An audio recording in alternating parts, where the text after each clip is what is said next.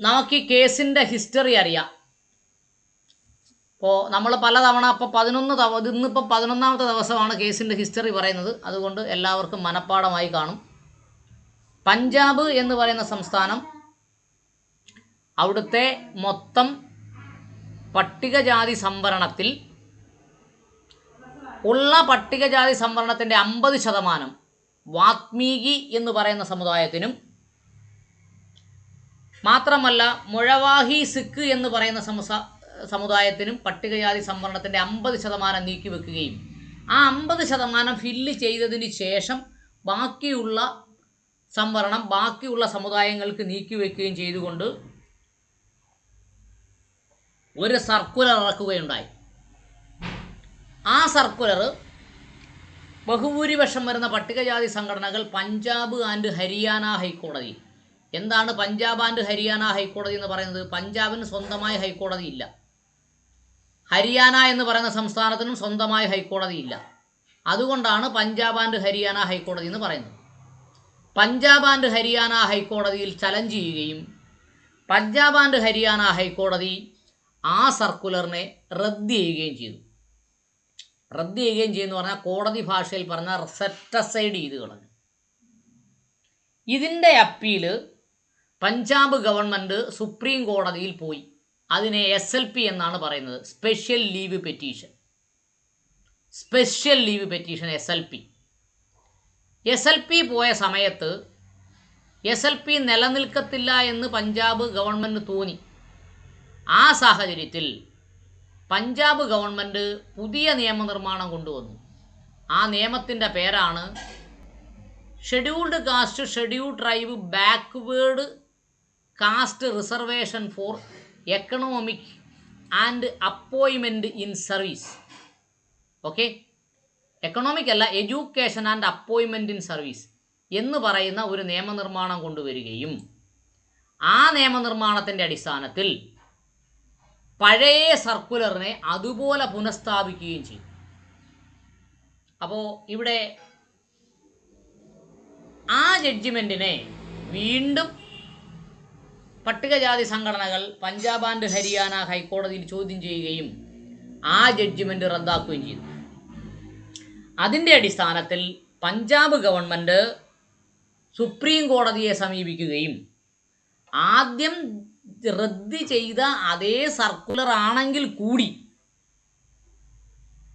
Supreme കോടതി അത് ഫയലിൽ സ്വീകരിക്കുകയും അതിൽ പട്ടികജാതിക്കാരെയും പട്ടികവർഗക്കാരെയും തരംതിരിക്കാം എന്ന രീതിയിലേക്ക് ബഹുമാനപ്പെട്ട സുപ്രീം കോടതി കാര്യങ്ങളെ പരിഗണിക്കുകയും അങ്ങനെ തരംതിരിക്കുന്നതിനെ അല്ലെങ്കിൽ അവർക്ക് സാമ്പത്തിക സംവരണം ഏർപ്പെടുത്തുന്നതിനെ കേരളത്തിൽ നിന്നുള്ള കേസടക്കം ഇന്ത്യയിലെ ഇന്ദിര സൊഹാനി കേസടക്കം ഉള്ള പ്രധാനപ്പെട്ട 4 കേസുകളും അല്ലാതെ 50ഓളം കേസുകളും എതിരായതുകൊണ്ട് 7-അംഗ ബെഞ്ചിൻ്റെ പരിഗണനയ്ക്ക് വിടുകയും ചെയ്യുന്നു എന്ന് പറയുന്ന ജഡ്ജിമെൻറ്റിൻ്റെ ചർച്ചയുടെ 11ാമത്തെ ദിവസമാണിന്ന്.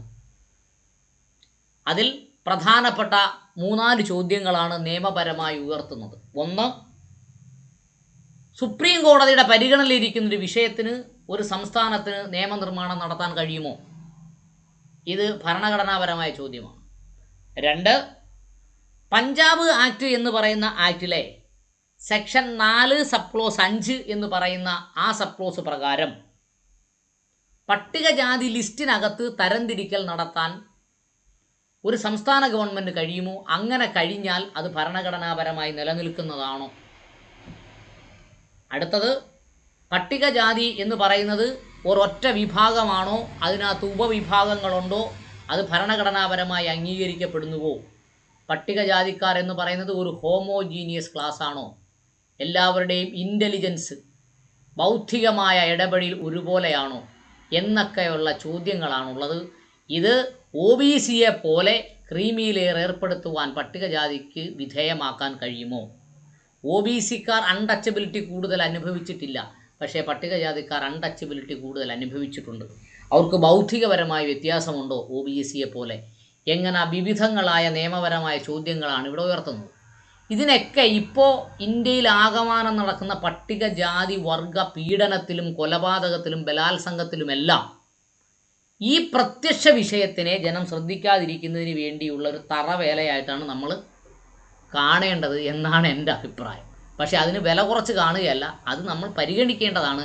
പക്ഷേ നമുക്ക് നാളുകളിൽ നമ്മുടെ തലമുറകളായി നമ്മളെ ബാധിക്കാൻ വരുന്ന ഏറ്റവും പ്രധാനപ്പെട്ട ഒരു വിഷയമായ എഡ്യൂക്കേഷൻ പോളിസിയും, പട്ടികജാതിയിൽ ക്രീമി ലെയർ കൊണ്ടുവരാൻ പോകുന്നു, പട്ടികവർഗത്തിൽ ക്രീമി ലെയർ കൊണ്ടുവരാൻ പോകുന്നു എന്ന് പറയുന്ന യഥാർത്ഥ വസ്തുതയെയും ജനശ്രദ്ധയിൽ നിന്ന് മാറ്റിവെക്കുന്നതിനും ഭരണപരാജയത്തിനെ മാറ്റിവെക്കുന്നതിനും വേണ്ടി രാജ്യത്ത് അക്രമം അഴിച്ചുവിടുകയാണ് ചെയ്യുന്നത് എന്നാണ് എനിക്ക് മനസ്സിലാക്കുവാൻ കഴിഞ്ഞിട്ടുള്ളത്. അതിനെ നമ്മൾ പ്രതികരിക്കണം, ശരിയാവണ്ണം പ്രതിരോധിക്കുകയും വേണം. എങ്കിലും മറ്റു കാര്യങ്ങളും നമ്മുടെ ശ്രദ്ധയിലുണ്ടാകണം. നോക്കൂ, അപ്പോൾ നമ്മൾ ഏതാണ്ട് അവസാന ഭാഗത്തിലേക്ക് കടന്നിരിക്കുകയാണ്. ദിസ് കോർട്ട് എന്ന് പറഞ്ഞാൽ സുപ്രീം കോടതി discuss the concept of socially and educationally backward classes in Indira Sawhney case. നമ്മൾ മനസ്സിലാക്കേണ്ട ഏറ്റവും പ്രധാനപ്പെട്ട ഒരു കാര്യമുണ്ട്. നമ്മൾ നമ്മുടെ ജനങ്ങളുടെ സേവനത്തിലേക്ക് ഇറങ്ങി തിരിക്കുമ്പോൾ Indra Sawhney versus union of India എന്ന് പറയുന്ന കേസ് നമ്മൾ വളരെ കൃത്യമായി മനസ്സിലാക്കിയിരിക്കേണ്ടതുണ്ട്. എത്ര പേർക്കറിയാം, എത്ര അഡ്വക്കറ്റ്സ്, ഞാനടക്കം എത്ര വക്കീലന്മാർക്ക് അറിയാമെന്നുള്ള രണ്ടാമത്തെ കാര്യമാണ്. പക്ഷേ ആ കേസ് നമ്മൾ മനസ്സിലാക്കിയിരിക്കണം. ആ Indra Sawhney versus union of India എന്ന് പറയുന്ന കേസിലാണ് എന്തിനെ ചലഞ്ച് ചെയ്തിട്ടുള്ളത്? ജാതി മത അടിസ്ഥാനത്തിലുള്ള സംവരണത്തിനെ ചലഞ്ച് ചെയ്തതും സാമ്പത്തിക അടിസ്ഥാനത്തിൽ സംവരണം കൊണ്ടുവരണമെന്ന വാദം ആദ്യമായി പ്രൊജക്റ്റ് ചെയ്യപ്പെടുന്നത് Indra Sawhney versus union of India എന്ന് പറയുന്ന കേസിലാണ്. അതിനുശേഷമാണ് കേരളത്തിലെ നേതാക്കന്മാരൊക്കെ പറഞ്ഞു തുടങ്ങിയത് മുന്നോക്കക്കാരിലെ പിന്നോക്കക്കാർക്ക് സംവരണം കൊടുക്കണം. ക്ലാസ്സിൽ കയറൂ.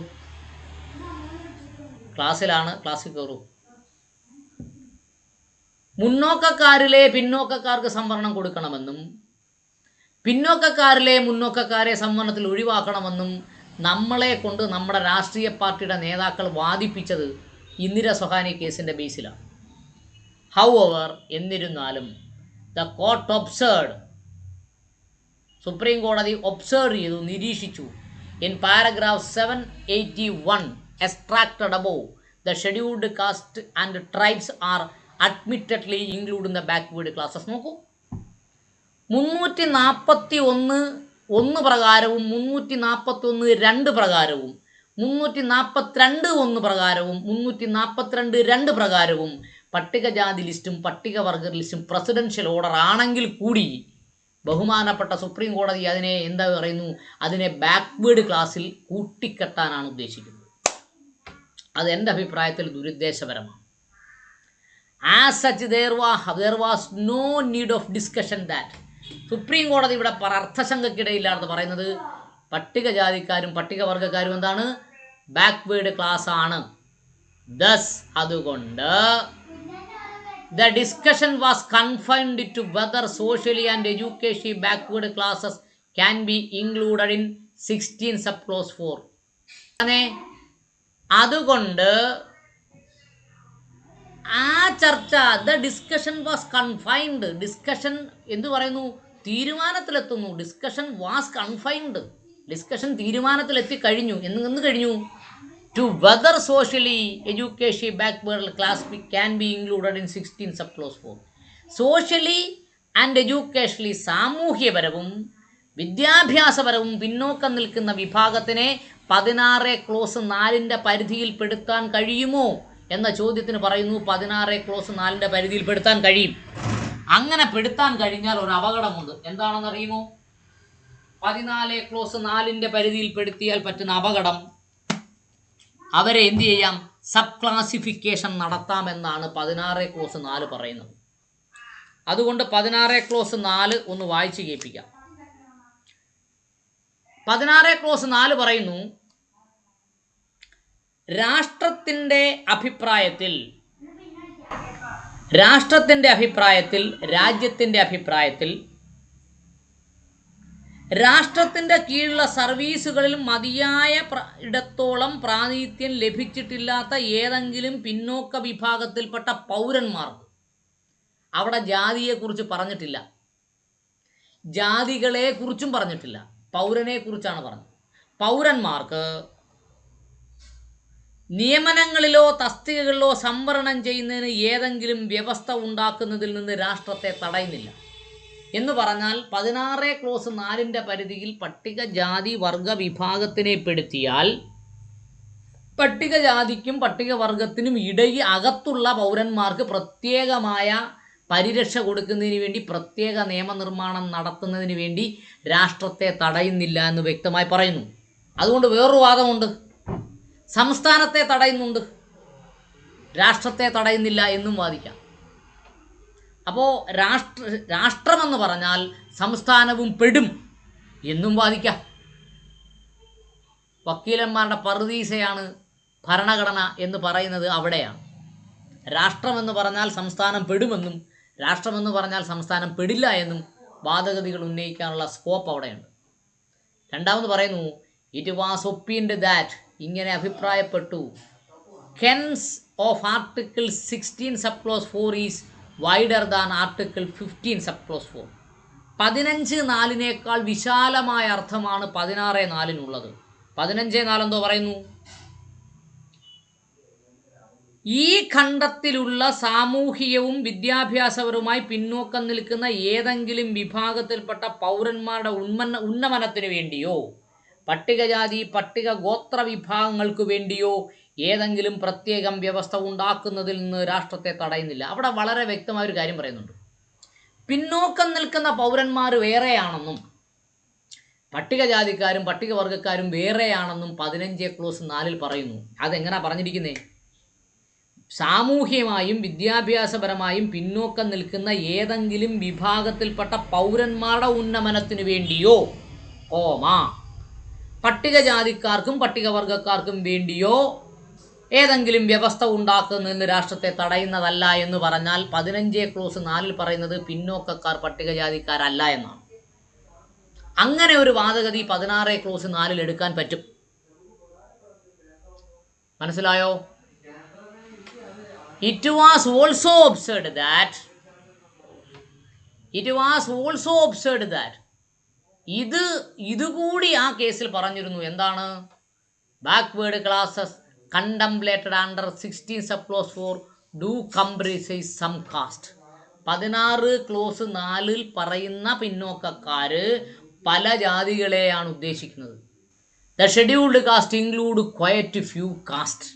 ഷെഡ്യൂൾഡ് കാസ്റ്റ് എന്ന് പറഞ്ഞാൽ അതിൽ കുറച്ച് ജാതികളാണ് എന്ന് പറഞ്ഞാൽ ബഹുമാനപ്പെട്ട സുപ്രീം കോടതി ഇപ്പോൾ പറഞ്ഞുകൊണ്ടുവരുന്നത് 16 ക്ലോസ് 4 വരുന്ന പിന്നോക്കക്കാരിൽ പട്ടികജാതിക്കാരും പെടും എന്ന് പറയാനാണ്. Based on the aforesaid fundamental basis, മുകളിൽ പറഞ്ഞ അടിസ്ഥാനപരമായ കാര്യങ്ങളെ വെച്ചുകൊണ്ട് ദ ഇൻ്റർപ്രട്ടേഷൻ വാസ് മെയ്ഡ്. അങ്ങനെയാണ് വ്യാഖ്യാനങ്ങളെ ആരുണ്ടാക്കിയിട്ടുള്ളത്? ബഹുമാനപ്പെട്ട സുപ്രീം കോടതി ഉണ്ടാക്കിയിട്ടുള്ളത്. അതുകൊണ്ട് ഇൻ അവർ ഒപ്പീനിയൻ, അതുകൊണ്ട് നമ്മുടെ അഭിപ്രായത്തിൽ, അവർ ഒപ്പീനിയൻ, ബഹുമാനപ്പെട്ട സുപ്രീം കോടതിയുടെ 5 അംഗ ബെഞ്ചിൻ്റെ അഭിപ്രായത്തിൽ, the decision is relevant for interpreting article 16 sub clause 4. ഭരണഘടനയുടെ 16(4) എന്ന് പറയുന്നത് വിശാലാർത്ഥത്തിൽ വ്യാഖ്യാനിക്കേണ്ടതുണ്ട്. The provision in their application to scheduled caste, scheduled tribe and other backward classes. അപ്പോൾ എന്ത് വേണം? അവിടെ ബാക്ക്വേർഡ് ക്ലാസസ് എന്ന് പറയുന്നതിൽ 16 ക്ലോസ് 4 ആരെയൊക്കെ പെടുത്തണം? ഷെഡ്യൂൾഡ് കാസ്റ്റിനെ പെടുത്തണം, ഷെഡ്യൂൾഡ് ട്രൈബിനെ പെടുത്തണം, അതർ ബാക്ക്വേർഡ് ക്ലാസിനെയും പെടുത്തണം. They stand on similar footing. അതുകൊണ്ട് ബാക്ക്വേർഡ് ക്ലാസും SC-യും ST-യും ഒരേ തരത്തിലാണ് നമ്മളിവിടെ പരിഗണിക്കാൻ പോകുന്നത് എന്ന് ബഹുമാനപ്പെട്ട സുപ്രീം കോടതി പറയുന്നു. Similar footing. And they cannot be treated as different from other, also fortified by insertion of article 342A is the pari materia of article 341, 342 and considering the definition of article 366, 24 and 26C. ഇവിടെ എന്താ നമ്മൾ പറഞ്ഞേ? ഇവിടെ വളരെ വ്യക്തമായി പറയുന്നു, അതുകൊണ്ട് they stand on similar footing, they not be treated as different. OBC-യും SC-ST-യും ഒരേപോലെയാണ്. OBC SC-ST-യും വ്യത്യസ്തരല്ല. എന്തുകൊണ്ട്? 342A എന്ന് പറയുന്ന സാമ്പത്തികമായി പിന്നോക്കം നിൽക്കുന്ന വിഭാഗത്തിനെ 342Aയിൽ ചേർത്തത് കൊണ്ട് 341 എന്ന് പറയുന്ന പ്രസിഡൻഷ്യൽ ഓർഡറും 342 എന്ന പ്രസിഡൻഷ്യൽ ഓർഡറും 366 24 പറഞ്ഞ പട്ടികജാതി ലിസ്റ്റും 364 26 വരുന്ന OBC 26C വരുന്ന OBC ലിസ്റ്റിനെയും എല്ലാം നമ്മൾ എന്തായിട്ട് പരിഗണിക്കുകയാണ്? പിന്നോക്കമായി പരിഗണിക്കുകയാണ്. എന്ന് പറഞ്ഞാൽ ഇപ്പോൾ എന്തുവാ പറഞ്ഞത്? എക്കണോമിക്കലി വീക്കർ സെക്ഷൻ EWS എന്ന് പറയുന്ന മുന്നോക്ക വിഭാഗത്തിനെയും OBC എന്ന് പറയുന്ന പിന്നോക്ക വിഭാഗത്തിനെയും പട്ടികജാതിയെയും പട്ടികവർഗത്തെയും എല്ലാം ഒരുമിച്ച് കാണാനാണ് ബഹുമാനപ്പെട്ട സുപ്രീം കോടതിക്ക് താല്പര്യമെന്നാണ് ഇവിടെ പറഞ്ഞിട്ടുള്ളത്. And the classification of backward classes can be done. ഇതിൻ്റെ അടിസ്ഥാനത്തിലാണ്, 26C അടിസ്ഥാനത്തിലാണ് ബാക്ക്വേർഡ് ക്ലാസ്സിനെ കണക്കാക്കുന്നത്. The scheduled caste and scheduled tribe admittedly are backward classes. നോക്കൂ, പറഞ്ഞു വരുന്ന രീതി കണ്ടു. 341 എന്ന പ്രസിഡൻഷ്യൽ ഓർഡറിനെയും 342 എന്ന് പറഞ്ഞ പ്രസിഡൻഷ്യൽ ഓർഡറിനെയും മറികടന്നുകൊണ്ട് ബഹുമാനപ്പെട്ട സുപ്രീം കോടതി പറയുന്നത് the scheduled caste and scheduled tribes admittedly are backward. അവരെല്ലാം പിന്നോക്കമാണെന്ന് അംഗീകരിക്കപ്പെട്ടതാണ്. എന്ത് തരത്തിലുള്ള പിന്നോക്കാവസ്ഥയാണ് എന്ന് അവിടെ പറയുന്നില്ല കേട്ടോ. And the same yardstick would apply to all. അതുകൊണ്ട് പിന്നോക്കക്കാരിൽ ഉപയോഗിച്ചിരിക്കുന്ന എല്ലാ പരിച്ഛേദങ്ങളും, എന്തൊക്കെ മാനദണ്ഡങ്ങളാണോ പിന്നോക്കക്കാർക്ക് വന്നിട്ടുള്ളത്, അതെല്ലാം പട്ടികജാതിക്കാർക്കും പട്ടികവർഗക്കാർക്കും മാനദണ്ഡമാക്കണം. Than the same yardstick would apply to all. എല്ലാവർക്കും ബാധകമാക്കണം. ഇന്ദിര സൊഹാനി കേസിൽ ഇറ്റ് വാസ് ഹെൽഡ് ദാറ്റ്, അതിങ്ങനെ പറയപ്പെട്ടു. എങ്ങനെയാണെങ്കിൽ it is permissible to make sub classification within socially educationally backward classes. നോക്കൂ, സാമൂഹികപരമായും വിദ്യാഭ്യാസപരമായും പിന്നോക്കം നിൽക്കുന്ന വിഭാഗത്തിനെ സബ് ക്ലാസിഫിക്കേഷൻ നടത്താം എന്നെവിടെ പറഞ്ഞു? ഇന്ദിര സൊഹാനി പറഞ്ഞു. എന്ന് പറഞ്ഞാൽ SC/ST സബ് ക്ലാസിഫിക്കേഷൻ നടത്താം എന്ന് ബഹുമാനപ്പെട്ട സുപ്രീം കോടതി പറയുന്നു. That discussion would be applicable for scheduled caste scheduled tribe as they admittedly are under section 16 sub clause 4. നോക്കൂ, 15 ക്ലോസ് 4 പറയുന്ന പിന്നോക്കക്കാരെന്നും പട്ടികജാതിക്കാരെന്നും പട്ടികവർഗക്കാരെന്നും ഉപയോഗിച്ച 3 വാക്കുകളെ 16 ക്ലോസ് 4 വന്നപ്പോൾ പിന്നോക്കക്കാരെന്ന് പറയുന്ന വാക്ക് മാത്രം ഉപയോഗിക്കുകയും ആ പിന്നോക്കക്കാരെന്ന് പറയുന്ന വാക്ക് മാത്രം ഉപയോഗിച്ചത് കൊണ്ട് പട്ടികജാതിക്കാരും പട്ടികവർഗക്കാരും എല്ലാം 16 ക്ലോസ് 4 പരിധിയിൽ വരുമെന്നും ആര് പറയുന്നു? ബഹുമാനപ്പെട്ട സുപ്രീം കോടതി പറയുന്നു. 70ാമത്തെ page. In Indira Sohani, BP Jeevan Reddy justice observed that several caste tribes within scheduled caste and scheduled tribes are not similar situated. നോക്കൂ, പട്ടികജാതി ലിസ്റ്റിൽ വരുന്ന പ്രത്യേകം ജാതികളെല്ലാം ഒരുപോലെ അല്ല, പട്ടികവർഗത്തിൽപ്പെടുന്ന ട്രൈബുകളും ഒരുപോലെ അല്ല എന്ന് ഇന്ദിര സൊഹാനി കേസിൽ ജീവൻ റെഡ്ഡി എന്ന് പറയുന്ന ജഡ്ജി അർത്ഥശങ്കയ്ക്കിടയിൽ പറഞ്ഞിട്ടുണ്ട്.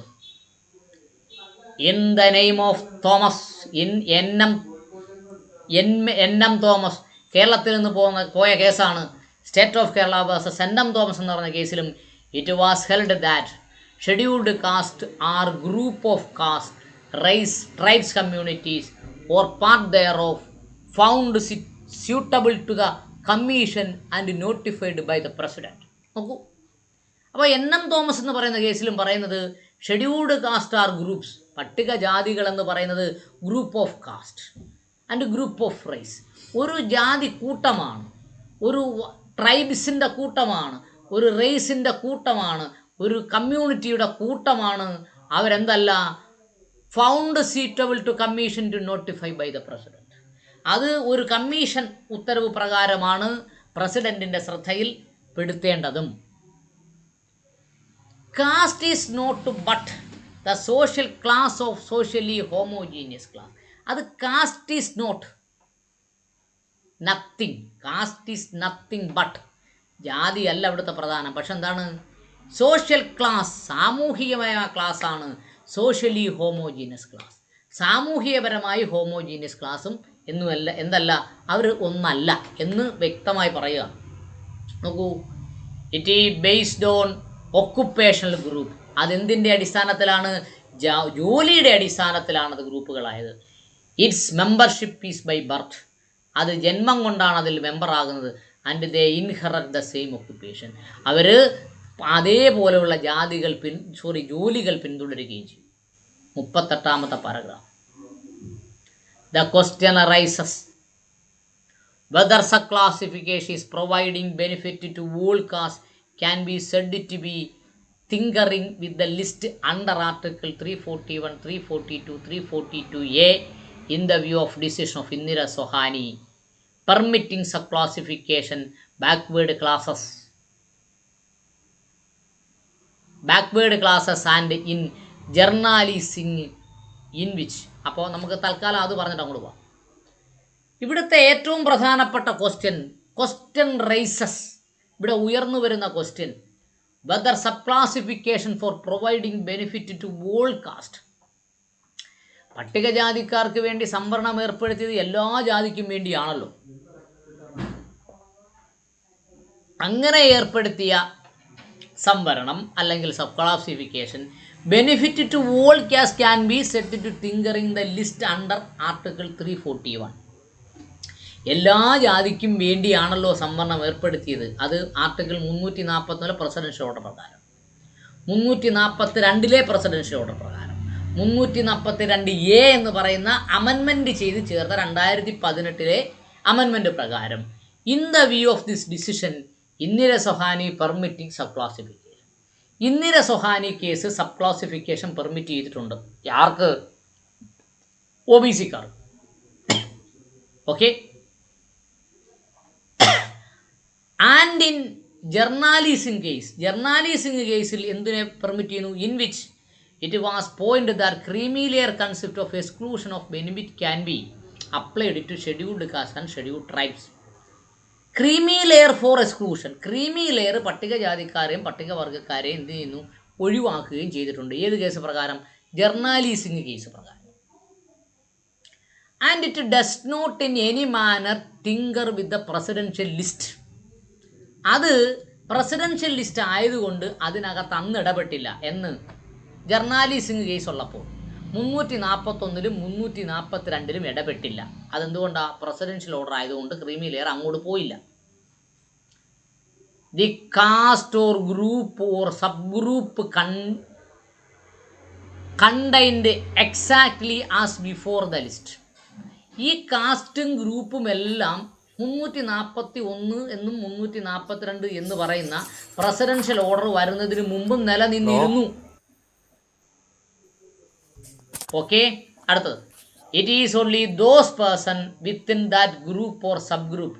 ആ പട്ടികജാതിയിൽപ്പെടുന്ന ആൾക്കാർ ഒരു ഗ്രൂപ്പിലും സബ് ഗ്രൂപ്പിലും ഉള്ളവരായിരുന്നു. Who have come out of untouchabilities and backwardness by virtue of belong to creamy layer. അവർ ഒന്ന് അൺടച്ചബിലിറ്റി കൊണ്ടും അല്ലെങ്കിൽ ബാക്ക്വേർഡ്നെസ് കൊണ്ടുമാണ് ഈ ലിസ്റ്റിൽ പെട്ടത്.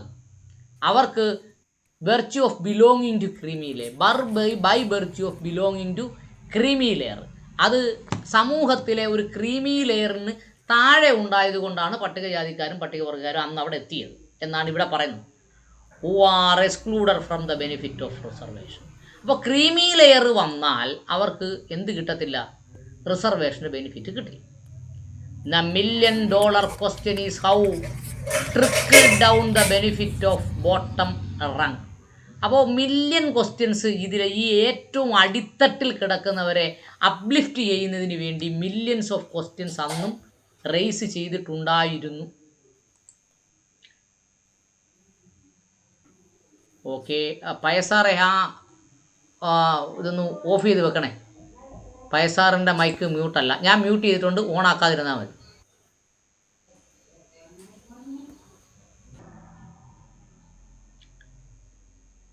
പിന്നെന്താ പറയുന്നത്? Who have come up and adequately represented. ജനസംഖ്യാനുപാതികമായി ഏറ്റവും താഴെ തട്ടിൽ കിടക്കുന്ന ജനവിഭാഗം മുകൾ തട്ടിലെത്തുന്നതിന് വേണ്ടി 1000 ചോദ്യങ്ങൾ ഉയർന്നു വന്നിരുന്നു. ഇറ്റ് ഈസ് ക്ലിയർ ദാറ്റ്, അത് വളരെ ക്ലിയർ ആണ്. ദ കാസ്റ്റ് ഒക്കുപ്പേഷൻ, ജാതി, ജോലി ആൻഡ് പോവർട്ടി ആർ ഇൻ്റർവൂവൺ. ജാതിയും ജോലിയും ദാരിദ്ര്യവും കെട്ടിപിണഞ്ഞ് കിടക്കുന്നതാണ് എന്ന് ബഹുമാനപ്പെട്ട സുപ്രീം കോടതി അംഗീകരിക്കുകയാണ്. അപ്പോൾ ജാതിപരമായിട്ടാണ് തൊഴിൽ കിട്ടുന്നത്. അങ്ങനെ ജാതിയും ജോലിയും ഒരുമിച്ച് നിൽക്കുമ്പോൾ പോവർട്ടി, ദാരിദ്ര്യം ഉണ്ടാകുന്നു. ഇതെല്ലാം ഇഴപിരിക്കാൻ കഴിയുന്നില്ല. The state cannot deprived of the power to take care of qualitative and quantitative difference between different classes to the ameliorative measures. നോക്കൂ, സ്റ്റേറ്റ് കനോട്ട് ഡിപ്രൈവ്. ഒരു സംസ്ഥാനത്തിന് ഡിപ്രൈവ് ചെയ്യാൻ പറ്റില്ല എന്ന് പറഞ്ഞാൽ ചവിട്ടി താഴ്ക്കാൻ പറ്റില്ല, അത് അംഗീകരിക്കാതിരിക്കാൻ പറ്റില്ല. Of the power to take care to the qualitative and quantitative difference. Qualitative difference, ഗുണത്തിൻ്റെ വ്യത്യാസങ്ങളും എണ്ണത്തിൻ്റെ വ്യത്യാസങ്ങളും ഒന്നും ആർക്ക് കണ്ടില്ല എന്ന് നടിക്കാൻ പറ്റത്തില്ല? ഒരു സംസ്ഥാന ഗവൺമെൻറ് കണ്ടില്ലെന്ന് നടിക്കാൻ പറ്റത്തില്ല എന്നാണ് പറയുന്നത്. എന്ന് പറഞ്ഞാൽ സബ് ക്ലാസിഫിക്കേഷൻ വേണമെന്ന് ഇവിടെ പറഞ്ഞുകൊണ്ട് വരികയാണ്. Reservation was not contemplated for all time by framers of the constitution. Reservation എന്നും ഒരു വിഭാഗത്തിന് കൊടുക്കണമെന്ന് ഭരണഘടനാ നിർമ്മാണ സഭയിലെ അംഗങ്ങൾ ആഗ്രഹിച്ചതുമില്ല. Reservation was not contemplated for all time by the framers of the constitution. On the hand, ഒരു തരത്തിൽ പറഞ്ഞാൽ there is no exclusion of those who have come up. മുകളിലേക്ക് വന്ന ഒരു വിഭാഗത്തിനെ നമ്മൾ ഇന്നലെ ഒഴിവാക്കുന്നില്ല. നോ എക്സ്ക്ലൂഷൻ, ഒഴിവാക്കുന്നില്ല. ഓൺ അതർ ഹാൻഡ്, മറ്റൊരു രീതിയിൽ പറഞ്ഞാൽ ഈ sub classification is denied. Sub classification deny ചെയ്താൽ, ഒഴിവാക്കിയാൽ, it would defeat the right of equality by treating unequals are equals. തുല്യതയല്ലാത്ത രണ്ട് ജനവിഭാഗങ്ങളെ, പട്ടികജാതിക്കകത്ത് തന്നെയുള്ള തുല്യതയല്ലാത്ത രണ്ട് ജനവിഭാഗങ്ങളെ തുല്യരാക്കി നമ്മൾ കാണുന്നത് എതിരാണ്? ഇക്വാളിറ്റിക്ക് എതിരുമാണ്. In Chebrolu Leela Prasad Rao versus state of Andhra Pradesh എന്ന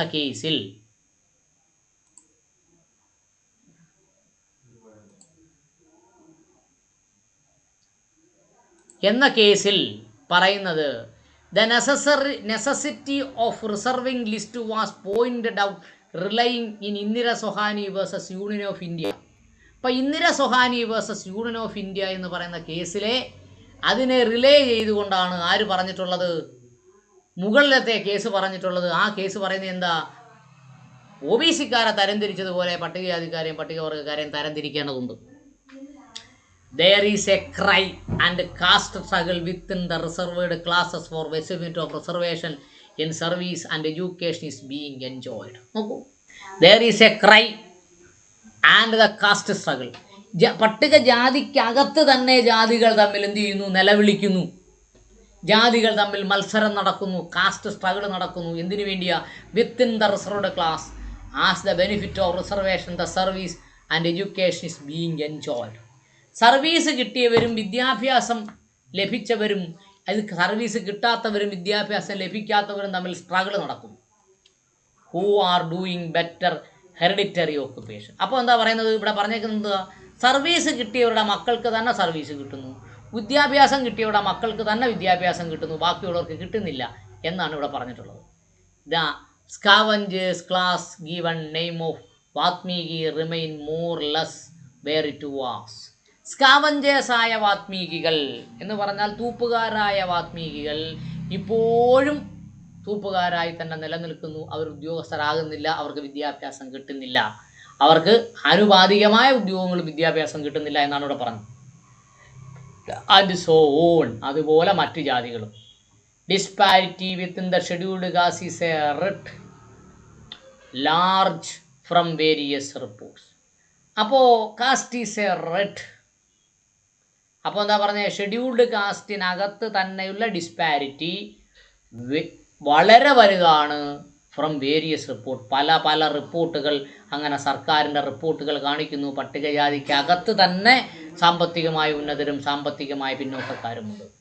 the sub classification was made under section 4 subclause 5 of Punjab Act is ensure that the benefit of reservation percolate down to the deprived section do not remain paper to provide benefit. ഇവിടെ അതുകൊണ്ട് പഞ്ചാബ് ഇപ്പം നടത്തിയിരിക്കുന്ന Punjab ആക്ടിലെ section 4 sub close 5 സംവരണം കിട്ടാത്ത പട്ടികജാതിക്കാർക്ക് സംവരണം കിട്ടുന്നതിനാണ്, അല്ലാതെ പേപ്പറിൽ മാത്രം equality നടപ്പാക്കുന്നതിന് വേണ്ടിയല്ല. For all given the equal treatment. അതുകൊണ്ട് പട്ടികജാതിക്കാരിലെ എല്ലാവർക്കും തുല്യ പരിഗണന കൊടുക്കണം എന്നാണ് പറയുന്നത്. അല്ലാതെ പട്ടികജാതിക്കാരെ അഡ്വാൻസ്ഡ് ക്ലാസ്സുമായി താരതമ്യം ചെയ്തുകൊണ്ട് തുല്യത കൊടുക്കണം എന്നുള്ള ചർച്ചയല്ല ഇവിടെ നടക്കുന്നത്. പട്ടികജാതിക്ക് അകത്ത് തന്നെ ഉള്ളവർക്ക് പരസ്പരം തുല്യത കൊടുക്കണമെന്നാണ്. Okay,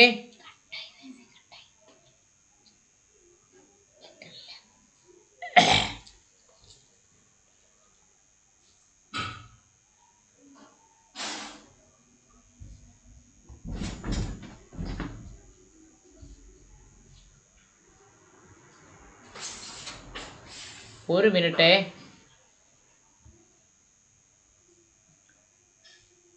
okay, in our opinion, ബഹുമാനപ്പെട്ട സുപ്രീം കോടതി പറയുന്നു, in our opinion it will be permissible on rational basis. ഇത് ഏത് ഡിഫറൻഷ്യൽ ട്രീറ്റ്മെൻറ്റ് എന്ത് ചെയ്യണം? Permissible on rational basis. ജനസംഖ്യ ആനുപാതികമായി വേണം സംവരണം കൊടുക്കുവാൻ. It would be permissible on rational basis to make such a sub-classification to provide benefit of all to bring equally. Sub-classification നടത്തിയാൽ എല്ലാ ജനവിഭാഗങ്ങളും തുല്യത കൊടുക്കാൻ കഴിയും. And it would not amount to exclusion. അവരെ സംവരണത്തിൽ നിന്ന് ഒഴിവാക്കുന്നില്ല. പട്ടികജാതിക്കാരിലെ ഒരു വിഭാഗത്തിന് സംവരണം കൊടുക്കുക വഴി മറ്റൊരു വിഭാഗത്തിനെ ഒഴിവാക്കുന്നില്ല. From the list as no caste is deprived the reservation totally. അതുകൊണ്ട് ഒരു വിഭാഗത്തിനും റിസർവേഷൻ്റെ ആനുകൂല്യം എന്നേക്കുമായി നഷ്ടപ്പെടുന്നില്ല. In case benefit which is meant for emancipation of all the caste. Reservation എന്നതിൻ്റെ ബെനിഫിറ്റ് എല്ലാവർക്കും കിട്ടണം.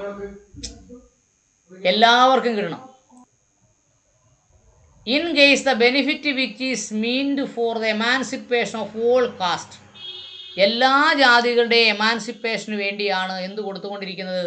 സംവരണം കൊടുത്തുകൊണ്ടിരിക്കുന്നത്. Include in the list of caste. അത് 341 എന്ന് പറയുന്ന ഭരണഘടനയുടെ ആർട്ടിക്കിൾ 341 പെടുന്ന എല്ലാ ജാതിക്കും കിട്ടുകയും വേണം.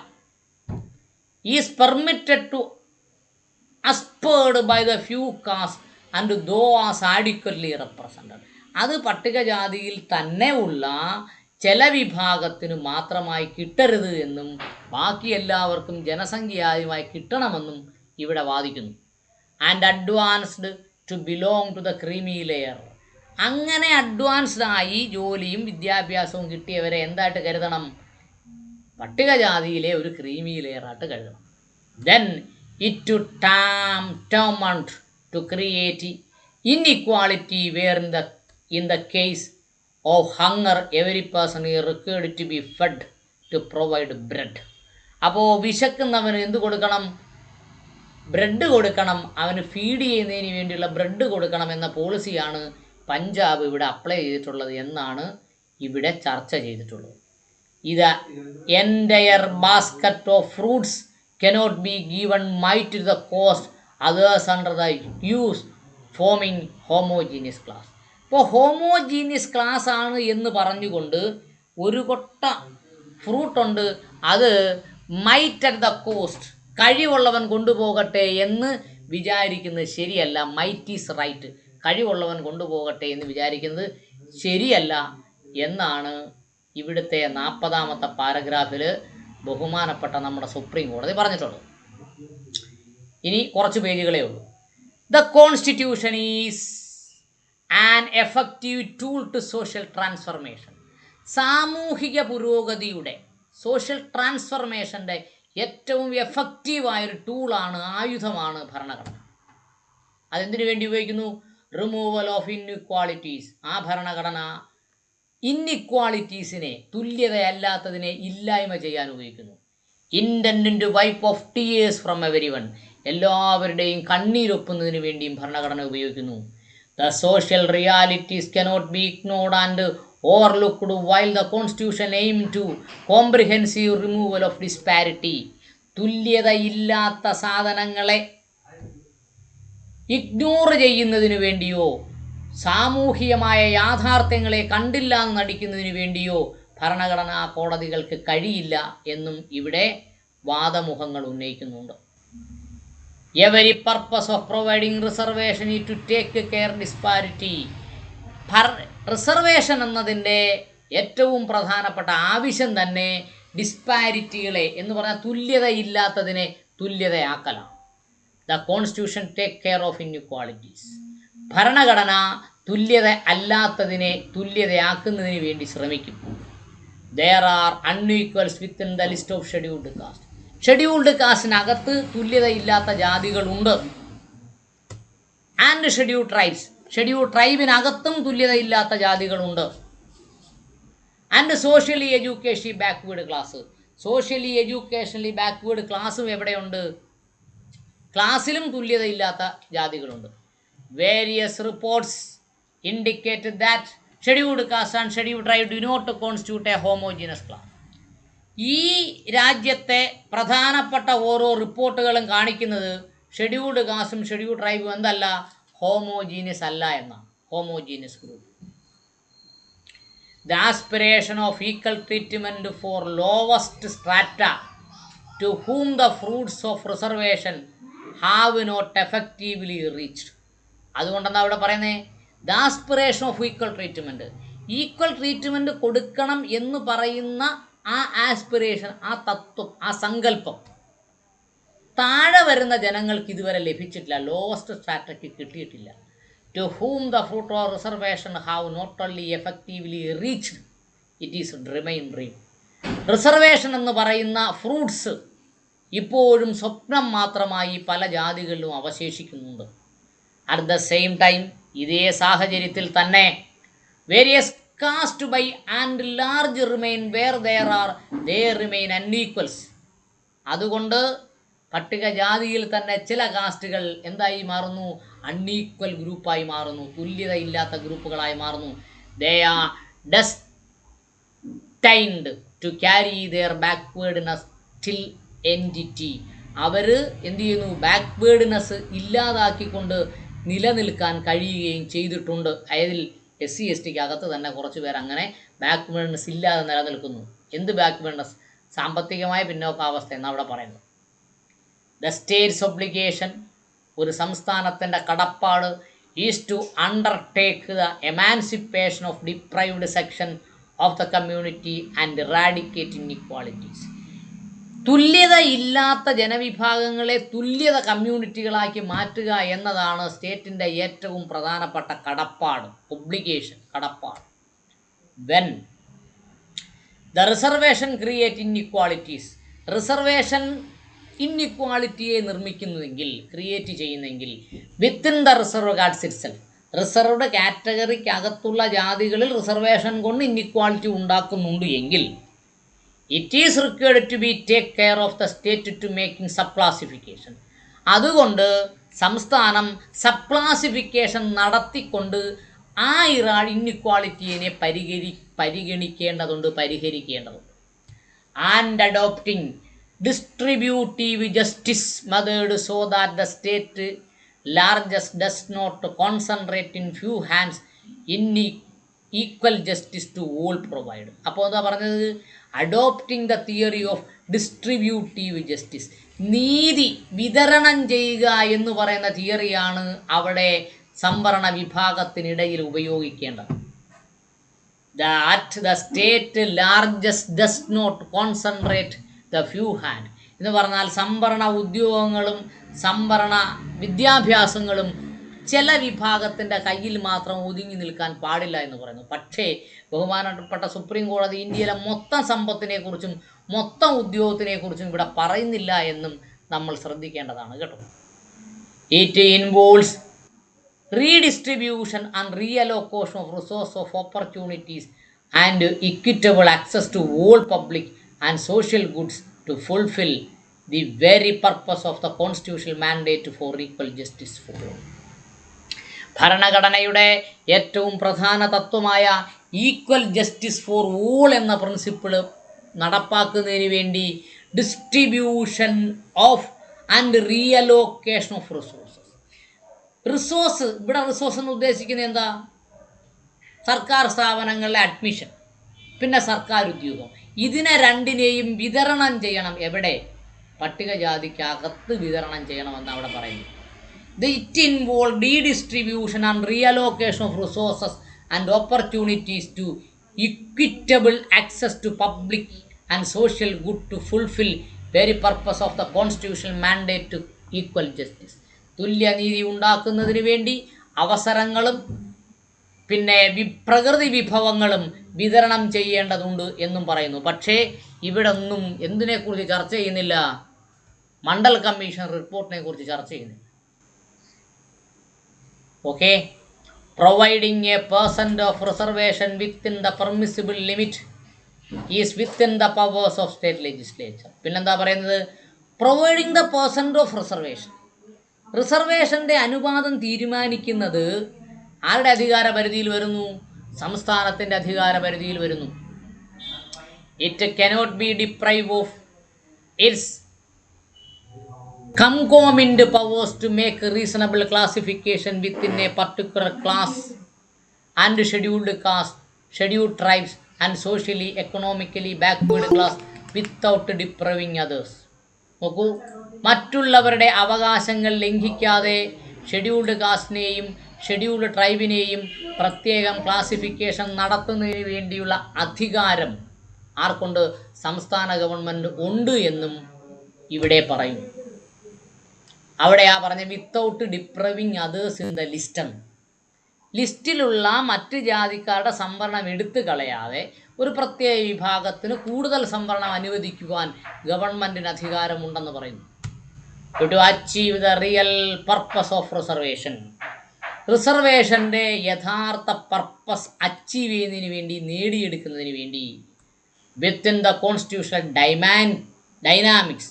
കോൺസ്റ്റിറ്റ്യൂഷൻ ഡൈനാമിക്കാണ്. ഡൈനാമിക് എന്ന് പറഞ്ഞാൽ എന്താ? സ്ഥിരമായി നിൽക്കുന്നതല്ല, ചലിച്ചുകൊണ്ടേയിരിക്കുന്നതാണ്, മാറ്റങ്ങൾക്ക് വിധേയമാണ്. അതുകൊണ്ട് needy can always be benefit. ആവശ്യമുള്ളവർക്ക്, നീഡി പീപ്പിൾ, ആവശ്യമുള്ളവർക്ക് ബെനിഫിറ്റ് ഉണ്ടാകണം എന്നാണ് ആര് പറയുന്നത്? ഡൈനാമിക് നേച്ചർ ഓഫ് കോൺസ്റ്റിറ്റ്യൂഷൻ പറയുന്നത്. Needy should always give benefit. Otherwise അല്ലെങ്കിൽ it would mean that inequality being perpetuated within the class if perpetual classification is not made ensuring the benefit to all. ഇന്നിക്വലായ എന്ന് പറഞ്ഞാൽ തുല്യതയില്ലാത്ത ജനവിഭാഗങ്ങളെ പ്രത്യേകം classification നടത്തിയിട്ടില്ലെങ്കിൽ എല്ലാവർക്കും സംവരണത്തിൻ്റെ benefit കിട്ടത്തില്ല എന്നും ഇവിടെ അടിവരയിട്ട് പറയും. This subclassification to achieve the very purpose. അങ്ങനെ സബ് ക്ലാസിഫിക്കേഷൻ നടത്തുന്നത് വളരെ പർപ്പസ്ഫുള്ളാണ്, ഉപകാരപ്രദമാണ്. As envisaged in the original classification itself based thereupon evolved very concept of reservation. അപ്പോൾ ഒറിജിനലായി പട്ടികജാതിക്കാർക്കും പട്ടികവർഗക്കാർക്കും സംവരണം കൊടുക്കുന്ന സമയത്തും ഇത്തരം ചർച്ചകൾ ഉയർന്നു വന്നതാണ്. എന്ത്? അവർക്ക് സംവരണം വേണമോ, സംവരണം വേണ്ടയോ, സംവരണം വേണ്ടുന്നതിന് വേണ്ടി എന്തെല്ലാം ഘടകങ്ങളാണ് പരിഗണിക്കുന്നത്? ഈ ചർച്ചകളെല്ലാം അന്ന് ഉയർന്നു വന്നതാണ്. The subclassification is achieve the very purpose. As envisaged in the original classification itself is based thereupon evolved the very concept of reservation. റിസർവേഷൻ്റെ കൺസെപ്റ്റ് തന്നെ എന്താണ്? തരംതിരിക്കൽ തന്നെയാണ് എന്ന് വളരെ അർത്ഥശങ്കയ്ക്കിടയില്ലാതെ ബഹുമാനപ്പെട്ട സുപ്രീം കോടതി ഇവിടെ പറയുന്നുണ്ട് കേട്ടോ. അടുത്തത്, whether the subclassification be further extension of principle set dynamic in question to be considered authoritatively by the court. Whether the subclassification, അങ്ങനെയുള്ള സബ്ക്ലാസിഫിക്കേഷൻ would be further extension of principle, വീണ്ടും ഒരു പ്രിൻസിപ്പിൾ വെച്ച് എക്സ്റ്റെൻഡ് ചെയ്യേണ്ടതുണ്ടോ? എന്തിൻ്റെ അടിസ്ഥാനത്തിൽ? the dynamics is the question consideration authoritative by the court. അത് കോടതിക്ക് ചെയ്യാൻ പറ്റുമോ, കോടതി അംഗീകരിക്കാൻ പറ്റുമോ എന്നാണ് ഇവിടെ അടുത്ത ചോദ്യം. ഓക്കെ, അടുത്തത് 45. The scheduled caste as per the presidential list are not frozen from old time. Presidential list പ്രകാരമാണ് പട്ടികജാതിക്കാരുടെ ലിസ്റ്റ് വന്നത്, പ്രസിഡൻഷ്യൽ ഓർഡർ പ്രകാരമാണ്. അതുകൊണ്ട് പട്ടികജാതി ലിസ്റ്റ് എപ്പോഴും മരവിപ്പിച്ചു വെക്കാൻ പറ്റില്ല എന്നും ബഹുമാനപ്പെട്ട സുപ്രീം കോടതി പറയുന്നു. Scheduled caste as per presidential list are not frozen from all the time and neither they are homogeneous group as evident from vast anthropological and statistical data collected by various commissions. അപ്പോൾ അത് homogeneous ഗ്രൂപ്പാണ്. Neither അവർ homogeneous class ആണെങ്കിലും അല്ലെങ്കിലും ആന്ത്രോപോളജിക്കാണെങ്കിലും സ്റ്റാറ്റിക്കൽ ഡേറ്റയും collect ചെയ്യുന്ന അടിസ്ഥാനത്തിൽ വിവിധ കമ്മീഷനുകൾ പറഞ്ഞാലും ശരി തന്നെ എന്ത് ചെയ്യാൻ പറ്റത്തില്ല. പട്ടികജാതി ലിസ്റ്റ് എന്ന് പറയുന്ന ലിസ്റ്റ് സംവരണത്തിന് വേണ്ടി എപ്പോഴും ഒരുമിപ്പിച്ച് മരവിപ്പിച്ച് നിർത്താൻ കഴിയത്തില്ല എന്നാണ് പറയുന്നത്. എന്ന് പറഞ്ഞാൽ അതിനും ഡൈനാമിക്സം വേണമെന്ന് പറയുന്നു. The state law of preferential treatment to a limited extent does not amend the list. സ്റ്റേറ്റിൻ്റെ പ്രിഫറൻഷ്യൽ ട്രീറ്റ്മെൻറ്റ് കൊടുത്താൽ ഒരു പരിധി വരെ ലിസ്റ്റിനെ ഭേദഗതി ചെയ്യുന്നില്ലല്ലോ എന്നും ഇവിടെ വാദിക്കും. വാത്മീകിക്ക് പ്രിഫറൻസേ കൊടുത്തിട്ടുള്ളൂ, അത് ലിസ്റ്റിനെ അമെൻഡ് ചെയ്തിട്ടില്ല എന്നാണ് ഇവിടുത്തെ ഏറ്റവും പ്രധാനപ്പെട്ട വാദം. It adopt the list as it is. ഈ ലിസ്റ്റിനെ അതുപോലെ തന്നെ നിലനിർത്തിയിട്ടുണ്ട്. ലിസ്റ്റിൽ നിന്ന് ഒരു ജാതിയെ മാറ്റുകയോ പിന്നൊരു ജാതിയെ കൊണ്ടുവരികയോ ചെയ്തിട്ടില്ല. The state law intends to provide a reservation for all scheduled castes in a parametric manner based on statistical data. അപ്പോൾ പഞ്ചാബ് ഗവൺമെൻറ്റിൻ്റെ സ്റ്റാറ്റിക്കൽ ഡേറ്റ അനുസരിച്ച് കുറച്ച് ജാതികൾക്ക് സംവരണം കുറച്ചും കുറച്ച് ജാതികൾക്ക് സംവരണം കൂടുതലും കൊടുക്കാൻ വേണ്ടി മാത്രമേ ഇവിടെ പറഞ്ഞിട്ടുള്ളൂ എന്നും ബഹുമാനപ്പെട്ട സുപ്രീം കോടതി ചർച്ചയ്ക്ക് വിധേയമാക്കും. അടുത്തെന്താ പറഞ്ഞേ? It distribute the benefit of reservation based on the needs of each scheduled caste. പഞ്ചാബിലെ ഓരോ ഷെഡ്യൂൾഡ് കാസ്റ്റിൻ്റെയും ആവശ്യമനുസരിച്ച് റിസർവേഷൻ്റെ ബെനിഫിറ്റ് ഡിസ്ട്രിബ്യൂട്ട് ചെയ്യുന്നതിന് വേണ്ടിയാണ് പുതിയ നിയമം കൊണ്ടുവന്നത് എന്നും വാദമുഖങ്ങൾ ഉന്നയിക്കുന്നുണ്ട്. പാരഗ്രാഫ് 46 അവിടെ എന്താ പറഞ്ഞിട്ടുള്ളത്?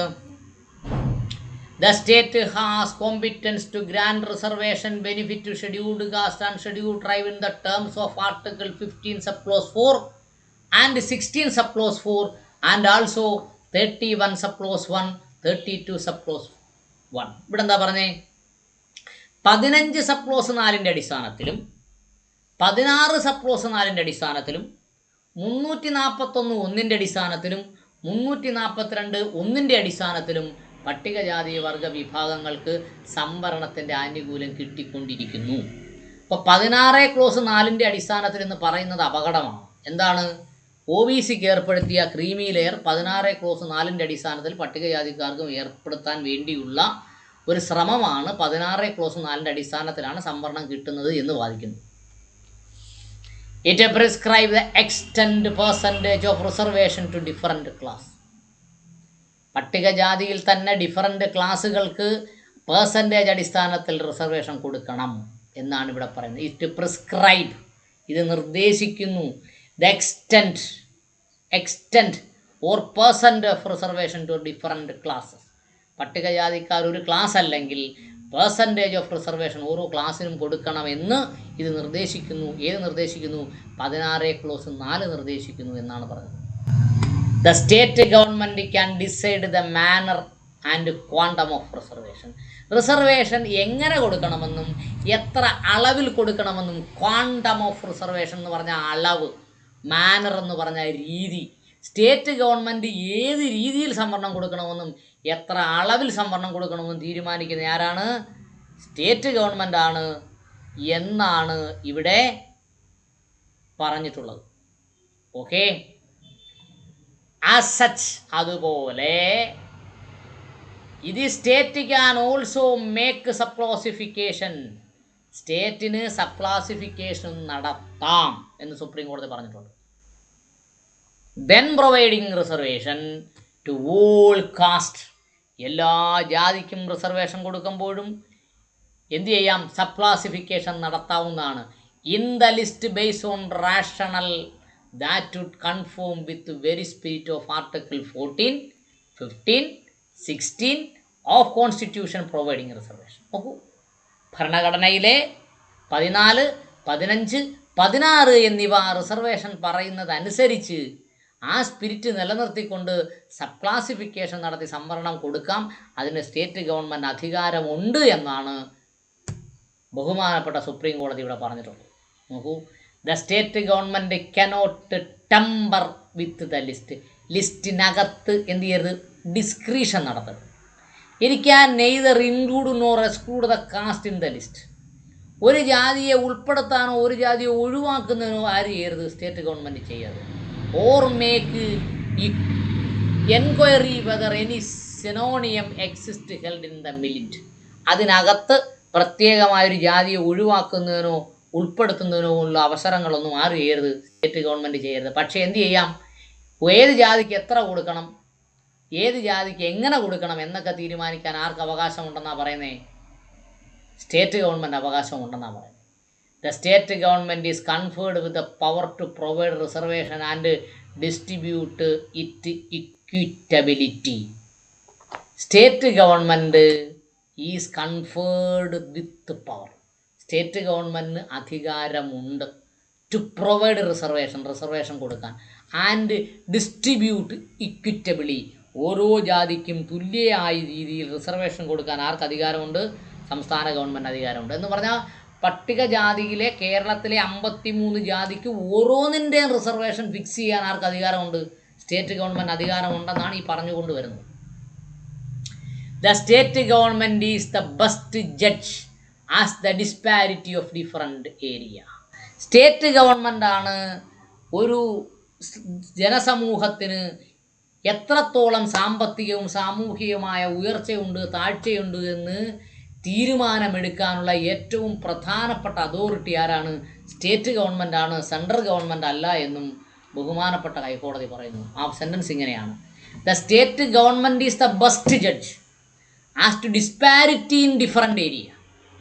ഏതെല്ലാം സാമ്പത്തികമായാണോ പിന്നോക്കം നിൽക്കുന്നത്, സാമൂഹ്യമായോ ആണോ പിന്നോക്കം നിൽക്കുന്നത്, വിദ്യാഭ്യാസപരമായോ പിന്നോക്കം നിൽക്കുന്നത് എന്നൊക്കെ തീരുമാനമെടുക്കാനുള്ള ഏറ്റവും പ്രധാനപ്പെട്ട ജഡ്ജി ആരാണ്?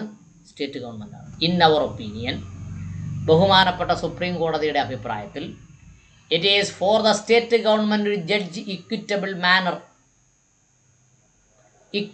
മാനർ തീരുമാനിക്കാനുള്ള അവകാശവും ആർക്കുണ്ട്? സ്റ്റേറ്റ് ഗവൺമെൻറ്റുണ്ട്. In which reservation has to be distributed. Reservation എങ്ങനെ ഡിസ്ട്രിബ്യൂട്ട് ചെയ്യണമെന്ന് തീരുമാനിക്കുന്ന ആരാണ്? State government. It can work out its methodology. ഏത് രീതിയിൽ, ഏത് മെത്തേഡിൽ റിസർവേഷൻ കൊടുക്കണം, ആൻഡ് ഗീവ് പ്രിഫറൻഷ്യൽ ട്രീറ്റ്മെൻറ്റ്, ആർക്ക് മുൻഗണന കൊടുക്കണം, to particular class more backward out of scheduled cast without depriving the benefit of others. മറ്റ് ജാതികളുടെ ബെനിഫിറ്റ് മാറ്റി എടുക്കാതെ, അവരുടെ ബെനിഫിറ്റുകൾ ഇല്ലായ്മ ചെയ്യാതെ ഏതെങ്കിലും പ്രത്യേക ജാതിക്ക് കൂടുതൽ പരിഗണന കൊടുക്കുന്നതിന് വേണ്ടി ആർക്ക് അവകാശമുണ്ട്? സംസ്ഥാന ഗവൺമെൻറ് അവകാശമുണ്ട് എന്നും വളരെ വ്യക്തമായി ഇവിടെ പറയുന്നു. നോക്കൂ, apart from that the other class out of scheduled caste and scheduled tribes are educationally backward classes. അതുമാത്രമല്ല, അപ്പാർട്ട് ഫ്രം ദാറ്റ്, മുകളിലത്തെ കാര്യങ്ങളൊക്കെ പരിഗണിച്ചാൽ അതിന് പുറത്തായി പരിഗണിക്കേണ്ടത് other class out of scheduled caste and scheduled tribes are educationally backward classes. മറ്റ് ക്ലാസ്സുകളും പട്ടികജാതിക്കാരെ പോലെ എന്താണ്? സാമൂഹികമായും വിദ്യാഭ്യാസപരമായും പിന്നോക്കം നിൽക്കുന്നതാണ്. Who is not denied the benefit of reservation. അവർക്കും റിസർവേഷൻ്റെ ബെനിഫിറ്റ് ഡിനൈ ചെയ്തിട്ടില്ല. Cannot claim that whole or particular percent of reservation should have been available to them. അവർക്കും കൃത്യമായ പെർസെൻറ്റേജ് റിസർവേഷൻ ലഭിക്കുന്നുണ്ട്. The state can provide such preference on rational criteria. ഒരു സംസ്ഥാന ഗവൺമെൻറ്റിന് അങ്ങനെ ഒരു പ്രിഫറൻസ് മറ്റ് ഘടകങ്ങളെ ഉപയോഗിച്ചുകൊണ്ട് ചെയ്യാവുന്നതാണ്. To the class within list requiring upliftment ഒരാളെ കൈപിടിച്ചുയർത്തേണ്ട ആവശ്യം ഒരു ക്ലാസ്സിനകത്തുണ്ടെങ്കിൽ അവർക്ക് പ്രത്യേകമായി പ്രിഫറൻസ് കൊടുക്കുവാൻ സംസ്ഥാന ഗവൺമെൻറ് അധികാരമുണ്ട് എന്ന് പറയും. There is no vested right to claim the reservation should be a particular percentage. Reservation എന്ന് പറയുന്നത് ഒരു പ്രത്യേക പേഴ്സൻറ്റേജിൽ കിട്ടണമെന്ന് പറയുന്നത് it is not a vested right. അത് ഒരാൾക്ക് കിട്ടിയ വെസ്റ്റഡ് ആയാൽ റൈറ്റ് അല്ല, എന്നേക്കും നിലനിൽക്കുന്ന അവകാശമല്ല എന്നും ബഹുമാനപ്പെട്ട സുപ്രീം കോടതി പറയുന്നു. It has to accord with a ground reality. ഇത് എന്ത് ചെയ്യണം? ഒരു ഗ്രൗണ്ട് റിയാലിറ്റിയെ മനസ്സിലാക്കിക്കൊണ്ട് വേണം റിസർവേഷൻ ഇംപ്ലിമെൻ്റ് ചെയ്യാൻ. യാഥാർത്ഥ്യം മനസ്സിലാക്കി വേണം റിസർവേഷൻ നടപ്പാക്കാനെന്ന്. As no one can claim the right to enjoy the whole reservation. ഒരു പ്രത്യേക വിഭാഗത്തിന്, പ്രത്യേക ജാതിക്ക് റിസർവേഷൻ്റെ എല്ലാ ക്ലെയിമും എൻജോയ് ചെയ്യാൻ വാദിക്കാൻ പാടില്ല, അത് കഴിയില്ല. It can proportionate one as per requirement. ആ റിസർവേഷൻ മറ്റ് ജാതികൾക്ക് എന്ത് ചെയ്യണം? പ്രൊപ്പോർഷനേറ്റ് ചെയ്യണം, ജനസംഖ്യ ആനുപാതികമായി വീതിച്ചു കൊടുക്കണം എന്നാണ് ഇവിടെ പറഞ്ഞത്. The state cannot be deprived of measures for upliftment of various classes. ഒരു സംസ്ഥാന ഗവൺമെൻറ്റിന് മറ്റൊരു വിഭാഗത്തിനെ അപ്ലിഫ്റ്റ് ചെയ്യുന്നതിൽ നിന്നും മാറി നിൽക്കാനൊന്നും കഴിയില്ല. The state government cannot deprive the measures for the upliftment of various classes at the same time which is very purpose of providing the such measures. അതാണ് റിസർവേഷന് വേണ്ടിയുള്ള ഏറ്റവും പ്രധാനപ്പെട്ട ഘടകങ്ങളും such measures. The spirit of reservation is to upliftment of the classes essential for national progress. നോക്കൂ, ഇവിടെ national interest, ദേശീയ താല്പര്യത്തെ മുൻനിർത്തിയാണ് പ്രത്യേക ക്ലാസ്സുകളെ അപ്ലിഫ്റ്റ്മെൻറ്റ് ചെയ്യുന്നത്. അതിനു വേണ്ടിയാണ് റിസർവേഷൻ കൊണ്ടുവന്നത് എന്ന് ബഹുമാനപ്പെട്ട സുപ്രീം കോടതി പറയുന്നു. ദേശീയ ഉത്ഗ്രഥനം, രാജ്യ പുരോഗതിക്ക് വേണ്ടിയാണ് റിസർവേഷൻ കൊണ്ടുവന്നത് എന്നും പറയുന്നു. നോക്കൂ, in the federal structure, India എന്ന് പറയുന്നത് കേന്ദ്ര ഗവൺമെൻറ്റും സംസ്ഥാന ഗവൺമെൻറ്റുകളുടെ സ്ട്രക്ചറാണല്ലോ. In the federal structure, federal സ്ട്രക്ചറിൽ സ്റ്റേറ്റ് ഗവൺമെൻറ്റും സെൻട്രൽ ഗവൺമെൻറ്റുമുള്ള ഡിസ്ട്രിബ്യൂഷൻ ഓഫ് പവറാണ് ഫെഡറൽ സ്ട്രക്ചർ. എന്ന് പറഞ്ഞാൽ അധികാര വികേന്ദ്രീകരണമാണ് federal structure. The state as well as the parliament, സംസ്ഥാന ഗവൺമെൻറ്റും പാർലമെൻറ്റുകളുമുണ്ട്. Have the constitutional directive or upliftment of scheduled caste. ഭരണഘടന അവർക്ക് നിർദ്ദേശക തത്വങ്ങളും നൽകിയിട്ടുണ്ട്. എന്തിനു വേണ്ടി? Upliftment of scheduled caste, upliftment of scheduled tribe. Scheduled കാസ്റ്റിനെ ഉദ്ധരിക്കുന്നതിന് വേണ്ടിയും ഷെഡ്യൂൾഡ് ട്രൈബിനെ ഉദ്ധരിക്കുന്നതിന് വേണ്ടിയും എന്ത് തന്നിട്ടുണ്ട്? അതിന് ഡയറക്റ്റീവ് പ്രിൻസിപ്പിൾ തന്നിട്ടുണ്ട്. ഡയറക്റ്റീവ് പ്രിൻസിപ്പിൾ എവിടെ മുതലെയാണ്? 36 മുതൽ 51 വരെയാണ് directive principle of state policy ഭരണഘടനയിൽ തന്നിട്ടുള്ളത്. And socially and educationally backward classes, സാമൂഹികപരമായുള്ള പിന്നോക്കാവസ്ഥയിലുള്ളവർക്കും അപ്ലിഫ്റ്റ്മെൻറ്റിന് വേണ്ടി പ്രത്യേക പരിഗണന നൽകിയിട്ടുണ്ട്. Only inclusion or exclusion of presidential notification is by the parliament. നോക്കൂ, ജാതികളെ ഉൾപ്പെടുത്തുന്ന ഒഴിവാക്കുന്നതുമാണ് പാർലമെൻറ്റ് അധികാരത്തിൽ നിലനിൽക്കുന്നത് എന്നും ബഹുമാനപ്പെട്ട സുപ്രീം കോടതി ഇവിടെ പറയുന്നു. അടുത്തത്, the state government has the right to provide reservation in the field of employment and education. State ഗവൺമെൻറ്റിന് has the right to provide reservation in the field of employment and education. വിദ്യാഭ്യാസത്തിലും ഉദ്യോഗത്തിലും സംവരണം കൊടുക്കാനുള്ള അധികാരം ആർക്കാണുള്ളത്? സ്റ്റേറ്റിനാണുള്ളത്. There is no constitutional bar. ഭരണഘടന അതിനെ തടഞ്ഞിട്ടേയില്ല. ഏത് തടഞ്ഞിട്ടില്ല? സംസ്ഥാന ഗവൺമെൻറ്റിന് വിദ്യാഭ്യാസത്തിൻ്റെ കാര്യത്തിലും ഉദ്യോഗത്തിൻ്റെ കാര്യത്തിലും സംവരണം കൊടുക്കുന്നതിനെ ഭരണഘടന സംസ്ഥാന ഗവൺമെൻറ്റിനെ തടഞ്ഞിട്ടില്ല. To take further affirmative action as taken by the state government in the case of achieve the goal. അങ്ങനെ ഭരണഘടനയുടെ ലക്ഷ്യങ്ങൾ പൂർത്തീകരിക്കുന്നതിന് വേണ്ടി മറ്റെന്ത് മാനദണ്ഡങ്ങളും സംസ്ഥാന ഗവൺമെൻറ് സ്വീകരിച്ചാലും അതിനെ ഭരണഘടന തടഞ്ഞിട്ടില്ല എന്നാണ് പറയുന്നത്. By allotting specific percentage out of reserved seat and to provide preferential treatment to a particular class cannot be said to be violative of Article 341, 342, 340TA as no enlisted caste is denied the benefit of reservation. ഇവിടെ എന്താ പറഞ്ഞത്? ഒരു പ്രത്യേക percent reservation ഒരു പ്രത്യേക കമ്മ്യൂണിറ്റിക്ക് ഒരു preferential treatment കൊടുത്താൽ അത് 341 342 342 എയുടെയും എന്തല്ല ലംഘനമല്ല എന്നും ഇവിടെ വ്യക്തമായി പറയുവാൻ ബഹുമാനപ്പെട്ട സുപ്രീം കോടതിക്ക് കഴിഞ്ഞു. ഇത് inadequate representation is factum of provisions of 16 sub clause 4. Inadequate representation ആണ് എങ്കിൽ എല്ലാ ജാതികൾക്കും അവരുടെ ജനസംഖ്യ ആനുപാതികമായ പരിഗണന കിട്ടുന്നില്ലെങ്കിൽ അത് 16 ക്ലോസ് 4 ലംഘനമാണ് എന്നാണ് പറയുന്നത്. ഇൻ അവർ ഒപ്പീനിയൻ, നമ്മുടെ അഭിപ്രായത്തിൽ, ആരുടെ അഭിപ്രായത്തിൽ? ബഹുമാനപ്പെട്ട സുപ്രീം കോടതിയുടെ അഭിപ്രായത്തിൽ, it would be open to the state to provide a rational base of preferential treatment. ഒരു പ്രത്യേക സംസ്ഥാനങ്ങൾ പ്രിഫറൻഷ്യൽ ട്രീറ്റ്മെൻറ്റ് കൊടുക്കുന്നതിന് വേണ്ടി എന്തുണ്ട്? സ്റ്റേറ്റ് ഗവൺമെൻറ് അധികാരമുണ്ട്. By fixing reasonable quota out of reserved seat. Reserved സീറ്റിൽ നിന്നും റീസണബിൾ കോട്ട ഒരു പ്രത്യേക വിഭാഗത്തിന് കൊടുക്കാം. To ensure adequate representation in the services. Reservation is very effective tool. Reservation എന്ന് പറയുന്നത് വളരെ ഒരു എഫക്റ്റീവ് ടൂളാണ്. 1 മണിക്കൂർ ആയതുകൊണ്ട് നമുക്ക് തൽക്കാലം ക്ലോസ് ചെയ്യാം. ബാക്കി 2 പേജുണ്ട്, അത് നാളെ ഡിസ്കസ് ചെയ്യാമെന്നാണ് എൻ്റെ അഭിപ്രായം. ഓക്കെ, നിങ്ങളെന്ത് പറയുന്നു? 1 മണിക്കൂർ.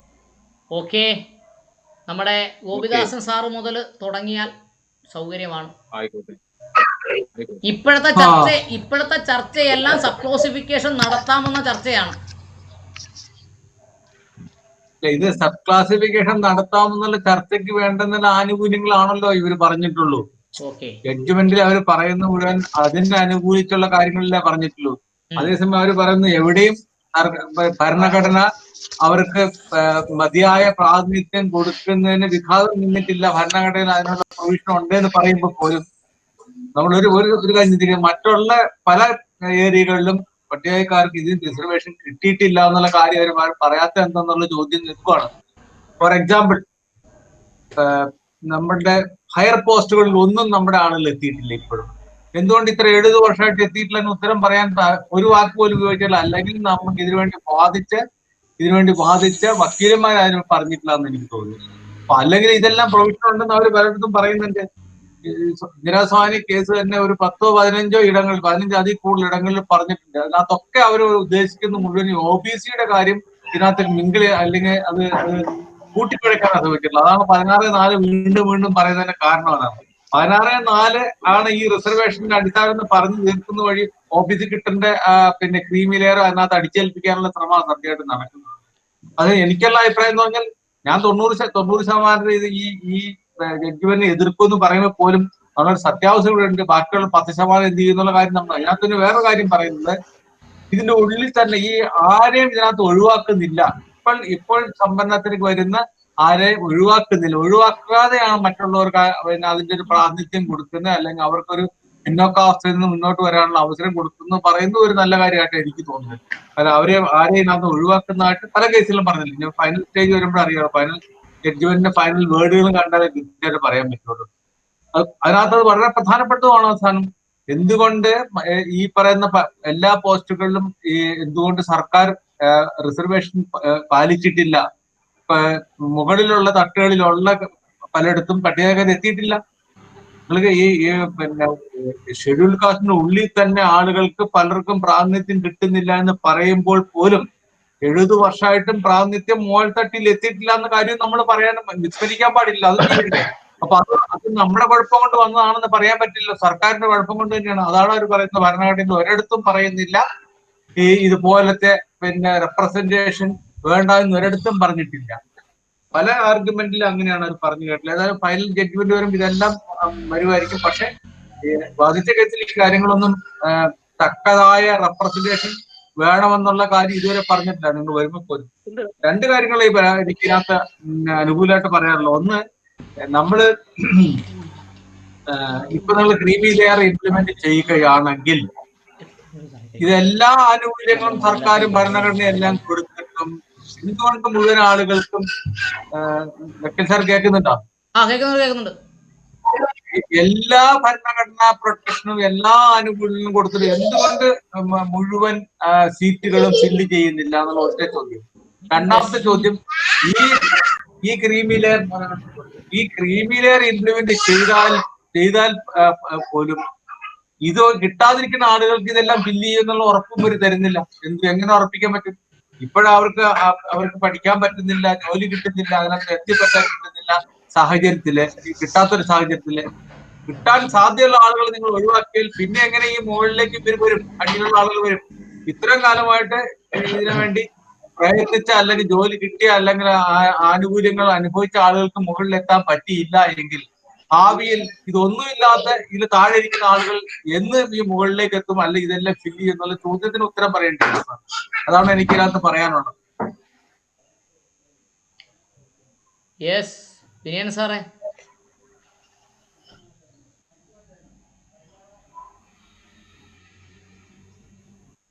വിനയൻ സാറേ,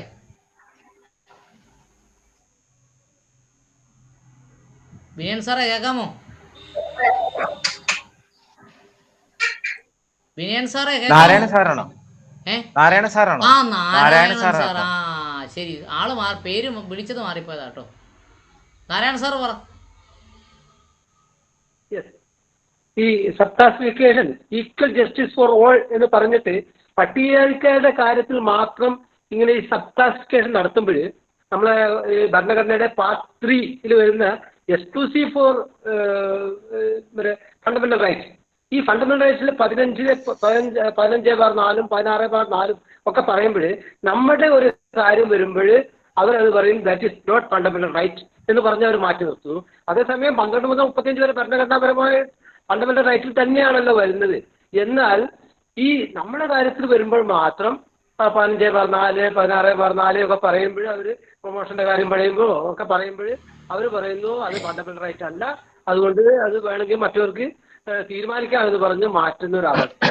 ഇവിടെ എനിക്ക് പറയാനുള്ള ഒരു കാര്യം എന്താണെന്ന് വെച്ചാൽ, ഈ സബ് ക്ലാസിഫിക്കേഷൻ എല്ലാവരുടെയും കാര്യത്തിൽ നടത്തുമ്പോൾ ഈ OBCയുടെ കാര്യത്തിലും മുന്നോക്കക്കാരുടെ കാര്യത്തിലും ഒന്നും അവർ അങ്ങനെയല്ലല്ലോ കാണുന്നത്. നമ്മളിപ്പോൾ 16/4 വന്നിട്ട് നമ്മളെല്ലാം കൂടെ പിന്നോക്കക്കാരാണെന്നോ അല്ലെങ്കിൽ OBCയിൽ വരുന്നു, OBCയുടെ സെയിം ട്രീറ്റ്മെന്റ് നമുക്ക് തരുന്നു എന്നൊക്കെ പറയുമ്പോഴും OBCക്ക് കിട്ടുന്ന സ്റ്റാറ്റസ് അല്ല അവർ SC/STക്ക് തരുന്നത്. പലപ്പോഴും പല നിയമങ്ങളും ഉണ്ടായിട്ടും അത് SC/STയുടെ മാത്രം അവർ വിലക്കുന്ന ഒരു രീതിയാണ് ഇവിടെ ഉണ്ടായിരുന്നത്. പക്ഷേ കോടതി പറയുന്നത് സബ് ക്ലാസിഫിക്കേഷൻ വേണം, അതാണ് റൈറ്റ്, അതാണ് ശരിയെന്ന് അവർ വാദിച്ചുകൊണ്ട് വരുന്നു. പക്ഷെ നമുക്കത് അംഗീകരിക്കാൻ കഴിയില്ല എന്നാണ് എൻ്റെ റൈറ്റ്. ചന്ദ്രൻ സാർ പറ.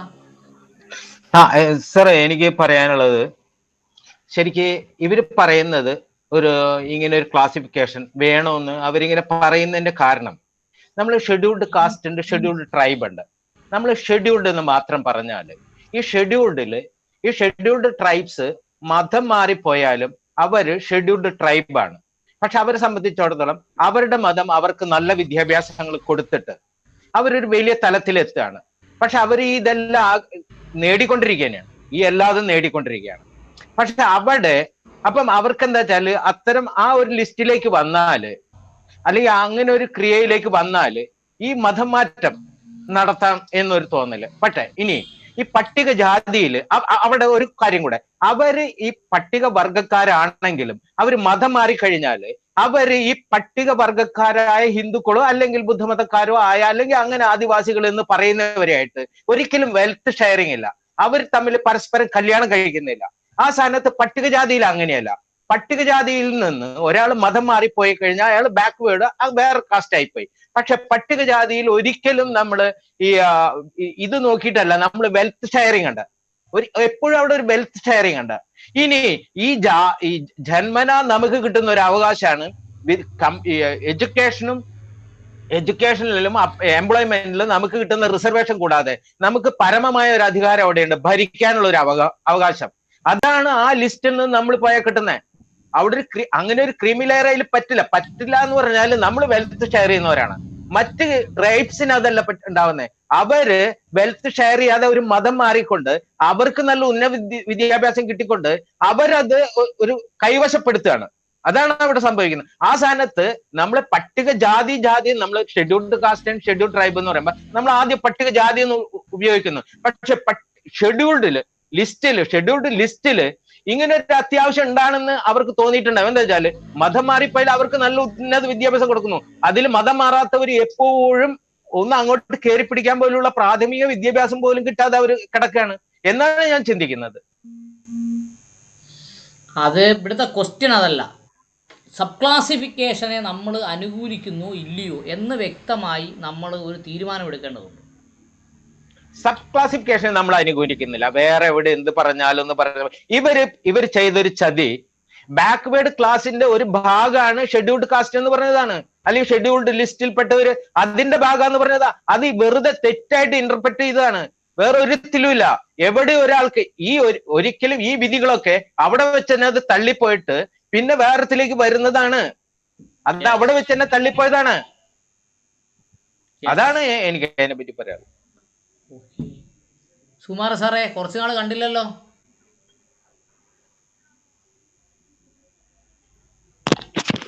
എനിക്ക് വളരെ അത്ര ഇൻട്രസ്റ്റിംഗ് ആയിട്ടുള്ള ടോപ്പിക് അല്ലാത്തതുകൊണ്ടാണ് ഞാനത് ഇങ്ങനെ എനിക്ക് പ്രത്യേകിച്ച് എനിക്കൊന്നും പറയാനൊന്നുമില്ല. ശരി ശരി. ഓക്കെ. പയസാറേ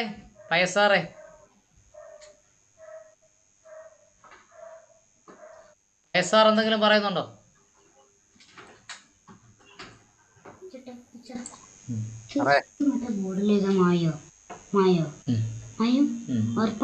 പറഞ്ഞോ കേക്കട്ടെ. പയസാർ അഡ്വക്കേറ്റ് അല്ലേ? അതെ സാറേ. ആ പറയൂ, കേക്കട്ടെ. ഞാൻ നാളെ പറയാം.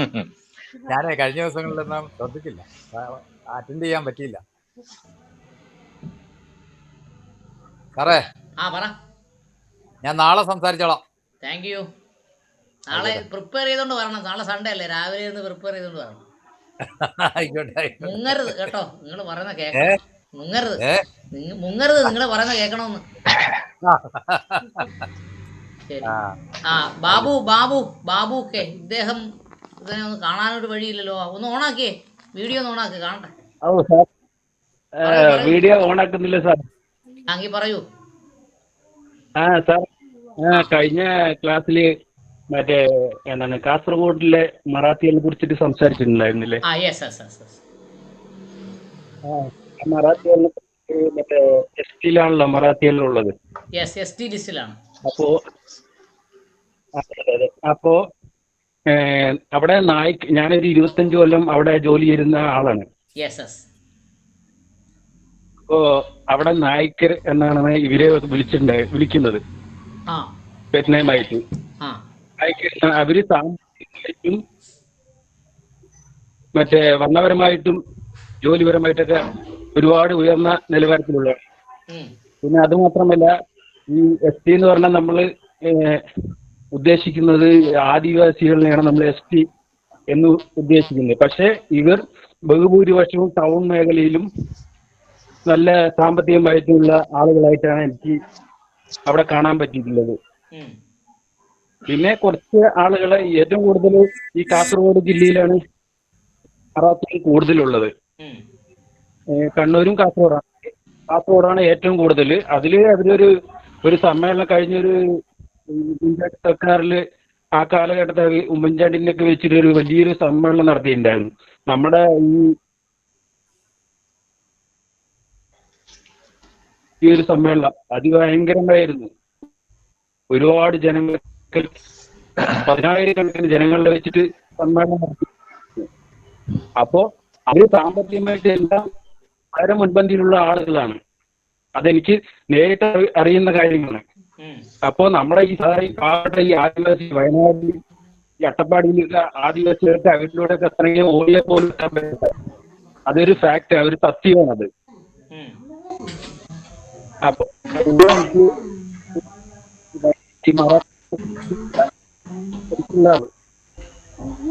പിന്നെ ഈ ക്രിമിനൽ ചോദിക്കുന്നുണ്ട്. കേൾക്കുന്നില്ല അല്ലേ? ക്രിമിനൽ ലെയർ നടപ്പിലാക്കിയാൽ എന്താണ് അതിന്റെ തെറ്റ് എന്ന് സാറൊന്ന് പറഞ്ഞു തരാമോ? ക്രീമി ലെയർ നടപ്പാക്കിയാൽ അപ്പോൾ എല്ലാവരും പറഞ്ഞു കഴിയട്ടെ. ഇനി രണ്ടുപേരും കൂടെ ഉണ്ട്, അതിനുശേഷം നമുക്കത് ചർച്ച ചെയ്യാം. സന്ദീപ് ഏട്ടാ മൈക്ക് ഓണാക്കൂ.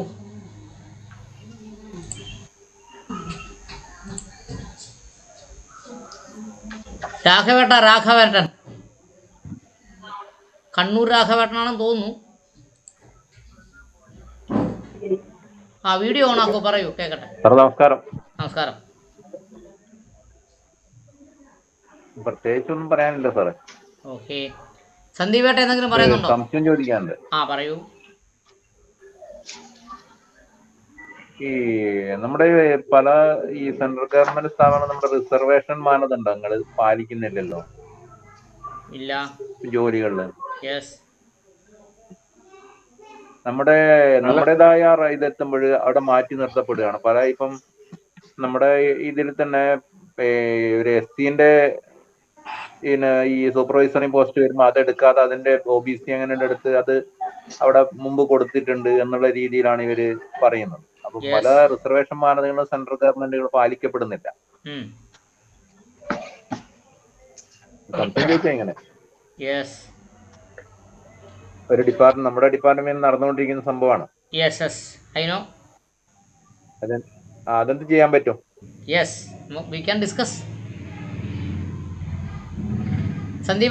വേറെ ഒരു ഇത് ഈ കോടതികൾ അധികം കേൾക്കുന്ന ഒരു ഭാഷയല്ല സാറേ. ഡിനേ ദ ജസ്റ്റിസ് ഡിനേഡ്, അതിന്റെ ഒന്ന് വ്യക്താക്കാമോ? പറയാം. അതെന്താ ഡിലേ ദ എന്നാ സംഭവം? അത് പറയാം. ഇവിടെ സന്ദീപേട്ടനെ കൂടെ വിളിക്കട്ടെ, ഒരുമിച്ചങ്ങ് പറഞ്ഞുതരാമല്ലോ. ഓക്കെ. സന്ദീപേട്ടാ ഓണാക്കാൻ പറ്റുമെങ്കിൽ ഓണാക്കിയേ, കേക്കട്ടെ.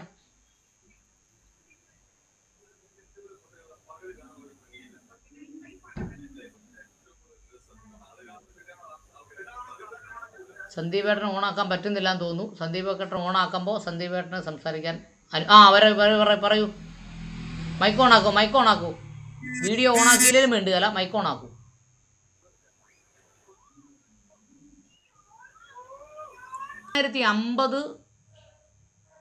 ഭരണഘടന നിലവിൽ വരുമ്പോൾ അപ്പോഴാണ് യഥാർത്ഥത്തിൽ സംവരണം എന്ന് പറയുന്ന ഉദ്യോഗ സംവരണം,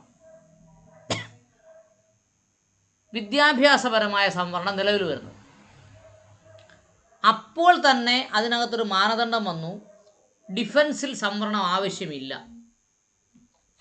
ശാസ്ത്രം സാങ്കേതിക മേഖലയിൽ സംവരണം ആവശ്യമില്ല. അപ്പോൾ ഏറ്റവും കൂടുതൽ തൊഴിൽ കൊടുക്കാൻ പറ്റുന്ന രണ്ട് പ്രധാന മേഖലകളിൽ നിന്ന് സംവരണത്തിനെ മാറ്റി നിർത്തി. അത് എല്ലാ വിഭാഗങ്ങളുടെയും, അത് OBC-ക്കാർക്കും സംവരണമില്ല, മാറ്റി നിർത്തി. അപ്പോൾ നമ്മൾ കൃത്യമായി മനസ്സിലാക്കേണ്ട ഒരു കാര്യമാണ്, സർക്കാർ ഉദ്യോഗങ്ങളെ പ്രധാനമായും 6 രീതിയിലാണ് ക്ലാസിഫൈ ചെയ്തിട്ടുള്ളത്. Consolidated service, all India service, all India council of technical education, UGC service, judicial service, other central government service and other state government service. 7 ക്ലാസിഫിക്കേഷനാണുള്ളത്. 7 ക്ലാസിഫിക്കേഷനിൽ കൺസോളിഡേറ്റഡ് സർവീസ് എല്ലാവർക്കും അത്ര പരിചയമുള്ള സർവീസ് അല്ല. കൺസോളിഡേറ്റഡ് സർവീസ് എല്ലാവരും സിവിൽ സർവീസ് വരെ കേട്ടിട്ടുള്ളൂ. അതിന് മുകളിൽ ഉള്ള സർവീസാണ് കൺസോളിഡേറ്റഡ് സർവീസ്. ഉദാഹരണം, സുപ്രീം കോടതി, ഹൈക്കോടതി ജഡ്ജിമാർ, ഇലക്ഷൻ കമ്മീഷൻ്റെ അധികാരമുള്ളവർ, പിന്നെ ഇന്ത്യയിലെയും കേരളത്തിലെയും ഡിപ്പാർട്ട്മെൻറ്റുകളുടെ പ്രിൻസിപ്പൽ സെക്രട്ടറിമാർ, ചീഫ് സെക്രട്ടറിമാർ, ഇവരാണ് കൺസോളിഡേറ്റഡ് സർവീസ് വരുന്നത്. യഥാർത്ഥത്തിൽ ഇന്ത്യയുടെ ഭരണം കൈകാര്യം ചെയ്യുന്നത് കൺസോളിഡേറ്റഡ് സർവീസുകാരാണ്.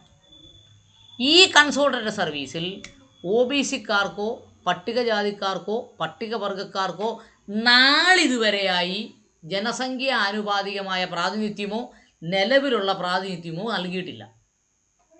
അത് കൺസോളിഡേറ്റഡ് സർവീസിൻ്റെ ലിസ്റ്റ് പരിശോധിച്ച് നോക്കിയാൽ കാണാം. രണ്ടാമത്തെ കാര്യം, 1950 ഈ സർവീസുകളിലേക്ക് പട്ടികജാതിക്കാരോ പട്ടികവർഗക്കാരോ വരാൻ കഴിയാത്തത് അവർ വിദ്യാഭ്യാസപരമായി പിന്നോക്കമായതുകൊണ്ടാണ്. നമ്മൾ വളരെ വ്യക്തമായത് മനസ്സിലാക്കണം. അന്ന് 1960 മുതൽ ഉദ്ദേശം 1950 മുതൽ 1965 വരെ ഇന്ത്യയിൽ ചെയ്ത ഒരു പരിപാടിയുണ്ട്. പോസ്റ്റ് ഈസ് ദെയർ, പോസ്റ്റ് ഉണ്ട്, നോ ക്വാളിഫിക്കേഷനുള്ള ആളില്ല, post ghost general category, file closed. അപ്പോൾ 1950 മുതൽ 1965 വരെ ഇങ്ങനെ എഴുതി ഫയൽ ക്ലോസ് ചെയ്യുന്നൊരു പരിപാടി ഉണ്ടായിരുന്നു ഇന്ത്യയിൽ.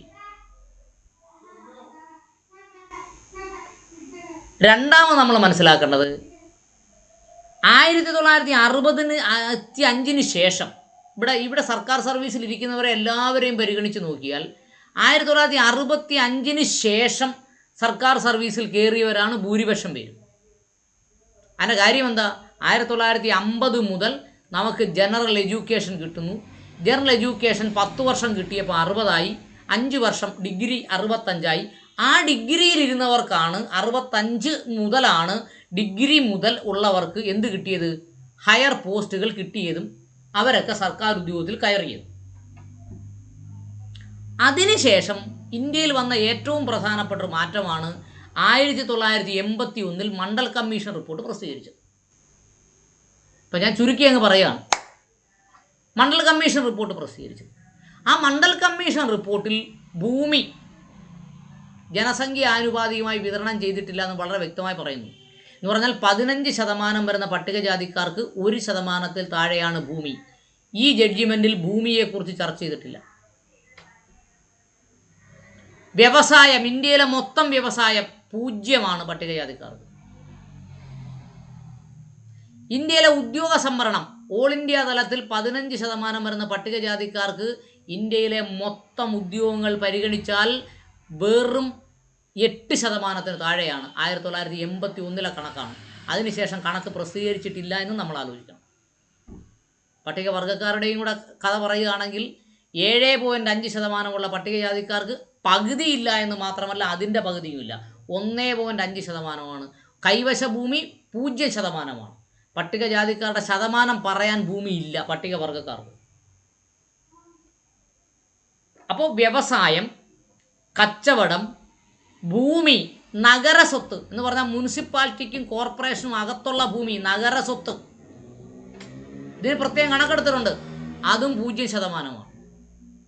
പിന്നെ പട്ടികജാതിക്കാരുടെയും പട്ടികവർഗക്കാരുടെയും പൗരോഹിത്യം എന്ന് പറഞ്ഞാൽ അമ്പലങ്ങളിൽ ശാന്തിക്കാരനായിട്ടോ പുരോഹിതനായിട്ടോ അംഗീകരിക്കപ്പെട്ടത് പൗരോഹിത്യം, ഇതെല്ലാം 1% താഴെയാണ്.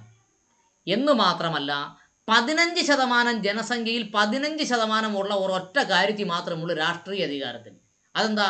രാഷ്ട്രീയ അധികാരത്തിൽ സംവരണം ഉണ്ടായതുകൊണ്ട്. ഭൂമിയുടെ കാര്യത്തിൽ സംവരണമില്ല, വ്യവസായത്തിൻ്റെ കാര്യത്തിൽ സംവരണമില്ല, കച്ചവടത്തിൻ്റെ കാര്യത്തിൽ സംവരണമില്ല, നഗരസ്വത്തിൻ്റെ കാര്യത്തിൽ സംവരണമില്ല. ഇങ്ങനെയുള്ള ഒരു മാനദണ്ഡമെങ്കിലും പരിഗണിക്കാതെ വിദ്യാഭ്യാസത്തിനെയും ഉദ്യോഗത്തിനെയും മാത്രം ഫോക്കസ് ചെയ്തുകൊണ്ട് ഇങ്ങനെ ഒരു നീക്കം നടക്കുന്നത് ഗൂഢലക്ഷ്യത്തോടു കൂടിയാണ്. എൻ്റെ പോയിന്റ് 1 ചോദ്യം ചോദിച്ചുകൊണ്ടാണ് പറയുന്നത്. 2 നോക്കൂ, ഇപ്പോൾ സുകുമാര സാറിന് ഉദ്യോഗമുണ്ട്, ഗോപി സാറിന് ഉദ്യോഗമുണ്ട്. അതുകൊണ്ട് തന്നെ ഗോപി സാറിൻ്റെ മക്കളെ, ഞാൻ ഉദാഹരണം പറയുകയാണ് കേട്ടോ, ആരും ഒന്നും തെറ്റിദ്ധരിക്കരുത്, നല്ല സർക്കാർ ഉദ്യോഗത്തിൽ ഇരിക്കുന്നവരുടെ മക്കളെ സിവിൽ സർവീസിൽ കോച്ചിങ്ങിന് വിടാം. സർക്കാർ പൈസ കൊടുത്തില്ലെങ്കിലും വിടാൻ പറ്റും, ഒരു കാര്യം. 2, CBSE വിട്ട് പഠിപ്പിക്കാം. സർക്കാർ ധനസഹായം കിട്ടിയില്ലെങ്കിലും CBSE പഠിപ്പിക്കാം, ICSEയിൽ പഠിപ്പിക്കാം. അതുകൊണ്ട് 1ാം ക്ലാസ് മുതൽ CBSEയിലോ ICSEയിലോ പഠിപ്പിച്ചുകൊണ്ട് ഈ രാജ്യത്തെ സിവിൽ സർവീസുകളിലേക്ക്, ഈ രാജ്യത്തെ ശാസ്ത്ര സാങ്കേതിക മേഖലയിലെ വിദ്യാഭ്യാസത്തിലേക്ക്, അങ്ങനെ വിദേശത്ത് പോയി നല്ല ജോലി കിട്ടുന്നതിന് വേണ്ടിയുള്ള വിദ്യാഭ്യാസം. കേരളത്തിലൊരു കോഴ്സ് നടക്കുന്നുണ്ട്, കൊച്ചി, ഇവിടെ എൻ്റെ അടുത്ത്, ഇവിടെ നിന്ന് നോക്കിയാൽ 3 കിലോമീറ്ററിനകത്തൊരു കോഴ്സ് നടക്കുന്നത്, നോട്ടിക്കൽ സയൻസ്, പൈലറ്റ് ട്രെയിനിങ്. സർക്കാരിൻ്റെ കോഴ്സുണ്ടോ? ഇല്ല. കപ്പലിൽ ക്യാപ്റ്റൻ ആകാനുള്ള ട്രെയിനിങ് സർക്കാരിൻ്റെ കോഴ്സുണ്ടോ? ഇല്ല.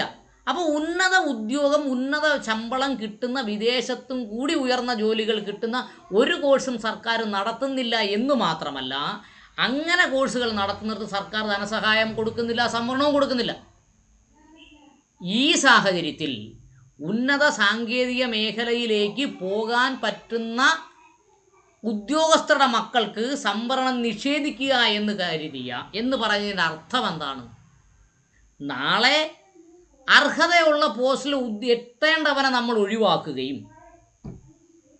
പോസ്റ്റിൽ എത്താൻ കഴിയാത്തവന് നമ്മൾ അർഹത കൊടുക്കുകയും ചെയ്യുന്നത്. നമ്മളിവിടെ പറഞ്ഞിട്ടുണ്ട് ഫോർവേഡ് കമ്മ്യൂണിറ്റി, അഡ്വാൻസ്ഡ് ക്ലാസ് എന്നാണ് ഇവിടെ ഉപയോഗിച്ചിരിക്കുന്നത്.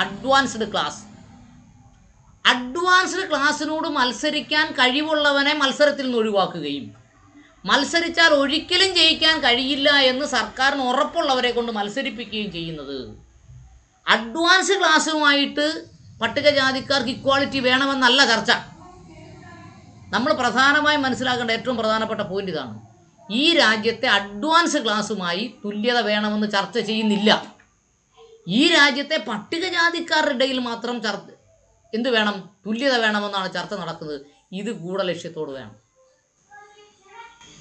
അപ്പോൾ നമ്മൾ മനസ്സിലാക്കേണ്ടത്, പ്രസിദ്ധീകരിക്കാത്ത റിപ്പോർട്ടിൻ്റെ അടിസ്ഥാനത്തിലാണ് ചർച്ച നടത്തുന്നത്. ഈ ചർച്ചകളെല്ലാം ദേശീയ മാധ്യമങ്ങളിൽ പ്രസിദ്ധീകരിച്ച റിപ്പോർട്ടിൻ്റെ അടിസ്ഥാനത്തിലല്ല. മണ്ഡൽ കമ്മീഷൻ റിപ്പോർട്ട് എന്ന് പറഞ്ഞാൽ ഇന്ത്യയിൽ ഏറ്റവും കൂടുതൽ ചർച്ച ചെയ്യപ്പെട്ടൊരു റിപ്പോർട്ടാണ്. ആ റിപ്പോർട്ടിനെ ഇവിടെയെങ്ങും പരാമർശിച്ചിട്ടുമില്ല.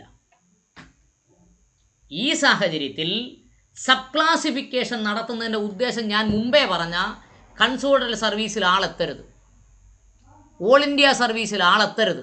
ഓൾ ഇന്ത്യ സർവീസ് വരെ നമ്മൾ പറഞ്ഞുള്ളൂ. All India council of technical education എന്ന് പറഞ്ഞാൽ national institute of technology, Kozhikode കാണപ്പെടുന്ന NIT പോലെയുള്ള ഉന്നത എഞ്ചിനീയറിംഗ് മേഖലകളിലേക്ക് എത്താവുന്നവരെ മുളയിലേ നുള്ളുക, യൂണിവേഴ്സിറ്റി ഗ്രാൻഡ് കമ്മീഷനിലേക്ക് എത്തുന്നവരെ മുളയിലേ നുള്ളുക. സെൻട്രൽ സർവീസിലും സ്റ്റേറ്റ് സർവീസും ഒക്കെ ഇപ്പം കട്ട് ഓഫ് മാർക്ക് എത്ര?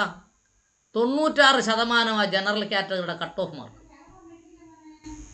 ആ 96% മാർക്കിലേക്ക് എത്തുന്ന കഴിവുള്ളവരുടെ അവരുടെ മക്കളെ ആ കട്ട് ഓഫ് മാർക്ക് ഇല്ലാതാക്കുകയും ഈ 96%ത്തിലേക്ക് എത്താൻ പറ്റാത്തവർക്ക് റിസർവേഷൻ കൊടുക്കുക വഴി യഥാർത്ഥത്തിൽ പ്രായോഗിക തലത്തിൽ പട്ടികജാതിക്കാരുടെ 8% സംവരണമാണ് കേരളത്തിൽ നടക്കുന്നതെങ്കിൽ 8% സംവരണം അട്ടിമറിക്കുക എന്നാണ് ഉദ്ദേശം. രണ്ടാമത്തെ പോയിന്റ്, ബാക്ക്ലോഗ് ഫില്ല് ചെയ്യുന്നതിനെക്കുറിച്ച്, ഇന്നലകളിലെ റിസർവേഷൻ ഇന്നുകളിൽ കൊടുക്കുന്നതിനെക്കുറിച്ച് ബാക്ക്ലോഗ് ഫുൾഫില്ല് ചെയ്യാമെന്ന ചർച്ച ഇതിലില്ല. അങ്ങനെ ബാക്ക്ലോഗ് ഫില്ല് ചെയ്യുകയാണെങ്കിൽ കൺസോർട്ടൽ സർവീസിലെ ബാക്ക്ലോഗ് ഫില്ല് ചെയ്യണ്ടേ? ഞാൻ മുമ്പേ പറഞ്ഞ സുപ്രീം കോടതി ജഡ്ജിമാർ, ഹൈക്കോടതി ജഡ്ജിമാർ, ഇലക്ഷൻ കമ്മീഷണർമാർ, ഈ കേരളത്തിലെയും ഇന്ത്യയിലെയും ഇരിക്കുന്ന ഓരോ ഡിപ്പാർട്ട്മെൻറ്റിൻ്റെയും പ്രിൻസിപ്പൽ സെക്രട്ടറിമാരുടെ ബാക്ക്ലോഗ് ഫില്ല് ചെയ്യേണ്ടേ 1950 മുതൽ 2020 വരെ. ആ ചർച്ച എന്തുകൊണ്ടുണ്ടാകുന്നില്ല? All India council of technical എഡ്യൂക്കേഷനിലെ ബാക്ക്ലോഗ് ഫില്ല് ചെയ്യുന്നതിനെക്കുറിച്ച് ചർച്ച എന്തുകൊണ്ടുണ്ടാകുന്നില്ല? അപ്പോൾ ഇവിടെ ഒരാൾ മുമ്പേ പറഞ്ഞതുപോലെ ബാക്ക്ലോഗ് ഫില്ല് ചെയ്യുന്ന കാര്യം വരുമ്പോൾ പറയും 16(4) എന്ന് പറഞ്ഞ എനേബിളിംഗ് പ്രൊവിഷനാണ്, അത് ഫണ്ടമെൻ്റൽ റൈറ്റ് അല്ല. പട്ടികജാതിക്കാരുടെ ഇടയിൽ വ്യത്യാസമുണ്ടെന്ന് പറയുമ്പം പറയും 16(4) ഫണ്ടമെൻ്റൽ റൈറ്റ് ആണ്, പട്ടികജാതിക്കാരെ തരംതിരിക്കേണ്ട ആവശ്യമുണ്ട്. അപ്പം ഇതിനെയൊക്കെ വളരെ സമർത്ഥമായി ബോധവൽക്കരണ പ്രക്രിയയോടെ മാത്രമേ നമുക്ക് ചെറുത്ത് തോൽപ്പിക്കാൻ പറ്റൂ. ഇതിനൊക്കെ ഓൾ ഇന്ത്യ തലത്തിലെ പൊളിറ്റിക്കൽ മൂവ്മെൻ്റ് ആണ് ആവശ്യം. കേരള തലത്തിൽ ചെയ്താൽ കേരളത്തിലെങ്കിലും നമുക്ക് ഈ കാര്യങ്ങൾ കൈകാര്യം ചെയ്യാൻ പറ്റും. പക്ഷേ നമ്മൾ വെറുതെ അന്തിച്ചർച്ചയും പാതിരാത്രി ചർച്ചയും ആക്കാതെ ഇതിനെ പൊളിറ്റിക്കൽ മൂവ്മെൻറ്റിലൂടെ ഇതിനെ ചർച്ചയിൽ കൊണ്ടുവരണമെന്നാണ് എൻ്റെ അഭിപ്രായം. ഞാൻ പറയാൻ ഏതെങ്കിലും പോയിൻ്റ് വിട്ടുപോയിട്ടുണ്ടെങ്കിൽ നമുക്ക് അത് നാളെ ചർച്ച ചെയ്യാം. നാളെ 2 പേജ് മാത്രമേ നമുക്ക് ഡിസ്കസ് ചെയ്യാനുള്ളൂ, ബാക്കി ഓപ്പൺ ഡിസ്കഷനാണ്. എല്ലാവരും നാളെ രാവിലെ ഇരുന്നിട്ട് പോയിൻസുകൾ നോട്ട് ചെയ്തുകൊണ്ട് വന്നാൽ എഫക്റ്റീവായൊരു ഡിസ്കഷൻ നമുക്ക് നടത്താൻ പറ്റും എന്നാണ് എൻ്റെ അഭിപ്രായം. ഏതെങ്കിലും പോയിൻ്റ് ആർക്കെങ്കിലും ഒന്നുകൂടി പറയണമെന്നുണ്ടെങ്കിൽ അവർക്ക് അവസരമുണ്ട്. അതും കൂടെ കഴിഞ്ഞിട്ടേ നമ്മൾ നിർത്തുന്നുള്ളൂ. സന്ദീപേട്ട ഓൺ ചെയ്താൽ സംസാരിക്കാം.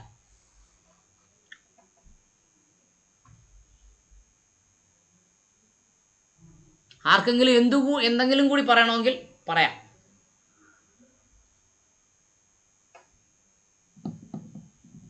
ഇല്ല സാർ, ഇനിയിപ്പം മണി 10 മണി ആവണം. ഇനി നാളെ ആയിക്കോട്ടെ അല്ലേ? എന്തായാലും നാളെ കഴിഞ്ഞിട്ട് നമുക്ക് എന്ത് വേണമെങ്കിലും പറയാലോ. യെസ് യെസ് രാഘവേട്ടാ പറ.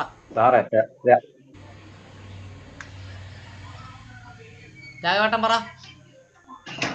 ഇത്രയും വിശാലമായിട്ട് ഒരു നല്ല അറിവ് ഞാൻ ഇങ്ങനെയും വിശാലമായിട്ട് ഇത്രയും വിശാലമായിട്ടുള്ള കാര്യങ്ങളെ സാറേ, കേരള സർക്കാരിന്റെയും കേന്ദ്ര സർക്കാരിന്റെയും സ്റ്റാഫ് പാറ്റേൺ ഉണ്ടല്ലോ. കേന്ദ്ര സർക്കാരിന്റെയും കേരള സർക്കാരിന്റെയും സ്റ്റാഫ് പാറ്റേൺ എല്ലാ വർഷവും ഞാൻ എടുത്ത് ഫയലിൽ ഇട്ട് നോക്കുന്നതാണ്. എല്ലാ വർഷത്തെ ഫയലിന്റെ ഇരിപ്പുണ്ട് സ്റ്റാഫ് പാറ്റേൺ. നമ്മുടെ ഈ പ്രവർത്തിക്കുന്ന ബഹുഭൂരിപക്ഷവും പ്രവർത്തകരും ഫോക്കസ് ചെയ്യുന്നത് പീഡനങ്ങളിലാണ്. SC/ST പീഡനങ്ങളിലാണ് അത് ഫോക്കസ് ചെയ്യുന്നത്. സർക്കാർ ബഡ്ജറ്റിലോ സ്റ്റാഫ് പാറ്റേണിലോ അവരാരും ഫോക്കസ് ചെയ്യുന്നില്ല. പീഡനം നടന്നാൽ ഒരു 15 ദിവസം ഒരു പ്രതിഷേധം കഴിയും പോകും. പക്ഷെ സ്റ്റാഫ് പാറ്റേൺ ബഡ്ജറ്റ് ഈ കാര്യങ്ങളിൽ കേന്ദ്രീകരിച്ചുകൊണ്ട് പ്രവർത്തിക്കുന്ന ഒരു പുതുതലമുറ ആവശ്യമാണ് എന്നാണ് എൻ്റെ അഭിപ്രായം. അപ്പോ നമുക്ക് നാളെ എല്ലാവരും പ്രിപ്പയർ ചെയ്ത് വരൂ. നാളെ നമുക്ക് വിശാലമായിട്ട് തുടങ്ങാം. സാറേ ഞാനൊന്ന് പറഞ്ഞോട്ടെ. അതായത് സയന്റിഫിക് മേഖലകളിൽ സാറ് റിസർവേഷൻ ഇല്ലാന്ന് സൂചിപ്പിച്ചു. പക്ഷെ അപ്പോയിന്റ്മെന്റിൽ റിസർവേഷൻ ഉണ്ട്. ഈ സയന്റിസ്റ്റ് ലെവലിൽ ഞാൻ ISRO കാര്യമാണ്. സയന്റിസ്റ്റ് ലെവലിലേക്ക് പോകുമ്പം അവിടെയാണ് പ്രൊമോഷനിൽ റിസർവേഷൻ ഇല്ലാത്തത്. ശരിക്കും അവിടെ അതുപോലെ നേരത്തെ ഒരാൾ സൂചിപ്പിച്ചു കേന്ദ്ര സർക്കാർ ലെവലിലുള്ള ഇത് പ്രൊമോഷനൊന്നും ശരിക്കും കൊടുക്കണില്ല എന്ന്. പക്ഷെ അവിടെ ഒരു റോസ്റ്റർ ഉണ്ട്. ഞാൻ എന്താ വെച്ചാല് അവിടെ എനിക്കൊരു ട്രെയിനിങ് കിട്ടിയിട്ടുണ്ടായി. ഞാൻ ഇതുപോലെ ഞങ്ങളുടെ ഓഫീസുകളിലൊക്കെ ആ റോസ്റ്ററിനെ പറ്റി ഞങ്ങൾ സംസാരിക്കാറുണ്ട്. ഞങ്ങൾക്ക് അത് നടപ്പിലാക്കി തരാറുണ്ട്. ശരിക്കും അവിടെ ISROയിൽ all department of space SC/ST employees federation എന്ന് പറഞ്ഞിട്ട് ഒരു ഫെഡറേഷൻ ഉണ്ട്. അതിൽ ആക്റ്റീവായിട്ട് എല്ലാവരും ഉണ്ട്. എല്ലാവരും അതിലാണ്. പക്ഷെ അവർ ഈ തലങ്ങളിലൊക്കെ ഇത്തരം അഡ്മിനിസ്ട്രേറ്റീവ് ലെവലിൽ ഉണ്ടായി കഴിഞ്ഞാൽ അവിടെ അഡ്മിനിസ്ട്രേറ്റീവ് ലെവലാണ് ഇവരൊക്കെ ചെയ്യണേ. ആ സമയത്ത് അവിടെ എന്തെങ്കിലും ഒരു ഡിസ്പ്യൂട്ട് ഉണ്ടെങ്കിൽ അത് ചെയർമാന്റെ മുന്നിൽ എത്തിക്കാനും അതിന് ശരിക്ക് ഒരു തീരുമാനം ഉണ്ടാക്കാനും ഞങ്ങൾക്ക് സാധിക്കാറുണ്ട്. അപ്പൊ അങ്ങനെ ഒന്നാണ് ഞാൻ അദ്ദേഹത്തോട് സൂചിപ്പിച്ചത്. ഇത് ഗോപി സാർ പറയൂ. ഞാനാണ് അതിന്റെ കാര്യം ഞാൻ എടുത്തിട്ടത്. ഈ റോസ്റ്ററിന്റെ കാര്യം പറഞ്ഞുകൊണ്ട് എനിക്ക് പറയാം, അപ്പോയിന്റ്മെന്റില് ക്ലാസ് 1 മുതൽ മുകളിലേക്കുള്ള ക്ലാസ്സുകളിൽ ക്ലാസ് 1 മുതൽ ആകെ ഒരു സമയത്ത് മാത്രമേ ഒരു അപ്പോയിന്റ്മെന്റിൽ റിസർവേഷൻ ഉള്ളൂ. അതിന് മുകളിലേക്ക് റിസർവേഷൻ ഇല്ല. റിസർവേഷൻ ഉണ്ടെങ്കിൽ റിസർവേഷൻ ഇല്ല എന്ന് തന്നെയല്ല, ഒരു 1-2 കേഡറിൽ മാത്രം സോൺ ഓഫ് കൺസിഡറേഷൻ മാത്രമേ ഉള്ളൂ, റിസർവേഷൻ ഇല്ല. വളരെ ക്ലിയർ ആയിട്ടായിരുന്നു. എനിക്കറിയില്ല, ISROയുടെ കഥ അദ്ദേഹം പറഞ്ഞുകൊണ്ട് മാത്രം പറയാം. സോൺ ഓഫ് കൺസിഡറേഷൻ മാത്രമേ ഉള്ളൂ. സെൻട്രൽ ഗവൺമെന്റില്, സ്റ്റേറ്റ് ഗവൺമെന്റിൽ അതിൽ വ്യത്യസ്തമാണ്. അതുകൊണ്ട് ഫസ്റ്റ് അപ്പോയിന്റ്മെന്റിൽ മാത്രമേ അവിടെ. അതേസമയം ക്ലറിക്കലിലോ പ്യൂണിന്റെ ക്ലാസ് 4 കിട്ടും. മറ്റത് ക്ലാസ് 1 പോകുമ്പോൾ ഒരു തവണയാണ് റിസർവേഷൻ കിട്ടുള്ളൂ. അതിന് മുകളിലേക്ക് റിസർവേഷൻ ഇല്ല. ഇപ്പോഴുമില്ല. അവർക്ക് സോൺ ഓഫ് കൺസിഡർ. ഞാൻ തെറ്റാണെങ്കിൽ മിസ്റ്റർ ചന്ദ്രൻ അത് ഇപ്പൊ തന്നെ തിരുത്തണം, ISRO തിരുത്തണം. ബാബു സാർ പറയുന്നുണ്ടോ? നേരത്തെ പറഞ്ഞു ഉത്തരം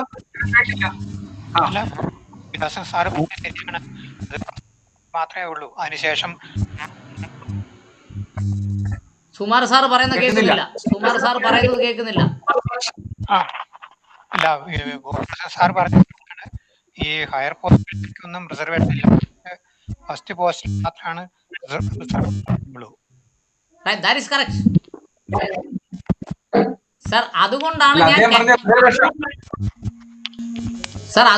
ഞാൻ കാറ്റഗറി പറഞ്ഞത്. കൺസോളിഡേറ്റഡ് സർവീസ് എന്ന് പറയുന്ന കാറ്റഗറിയിൽ നമ്മുടെ ആൾക്കാർ എത്തുന്നില്ല. എത്തിയാൽ തന്നെ ജനസംഖ്യാനുപാതമായി എത്തുന്നില്ല. അതിനു മുമ്പേ അവനെ വൈപ്പ് ഔട്ട് ചെയ്ത് കളയും.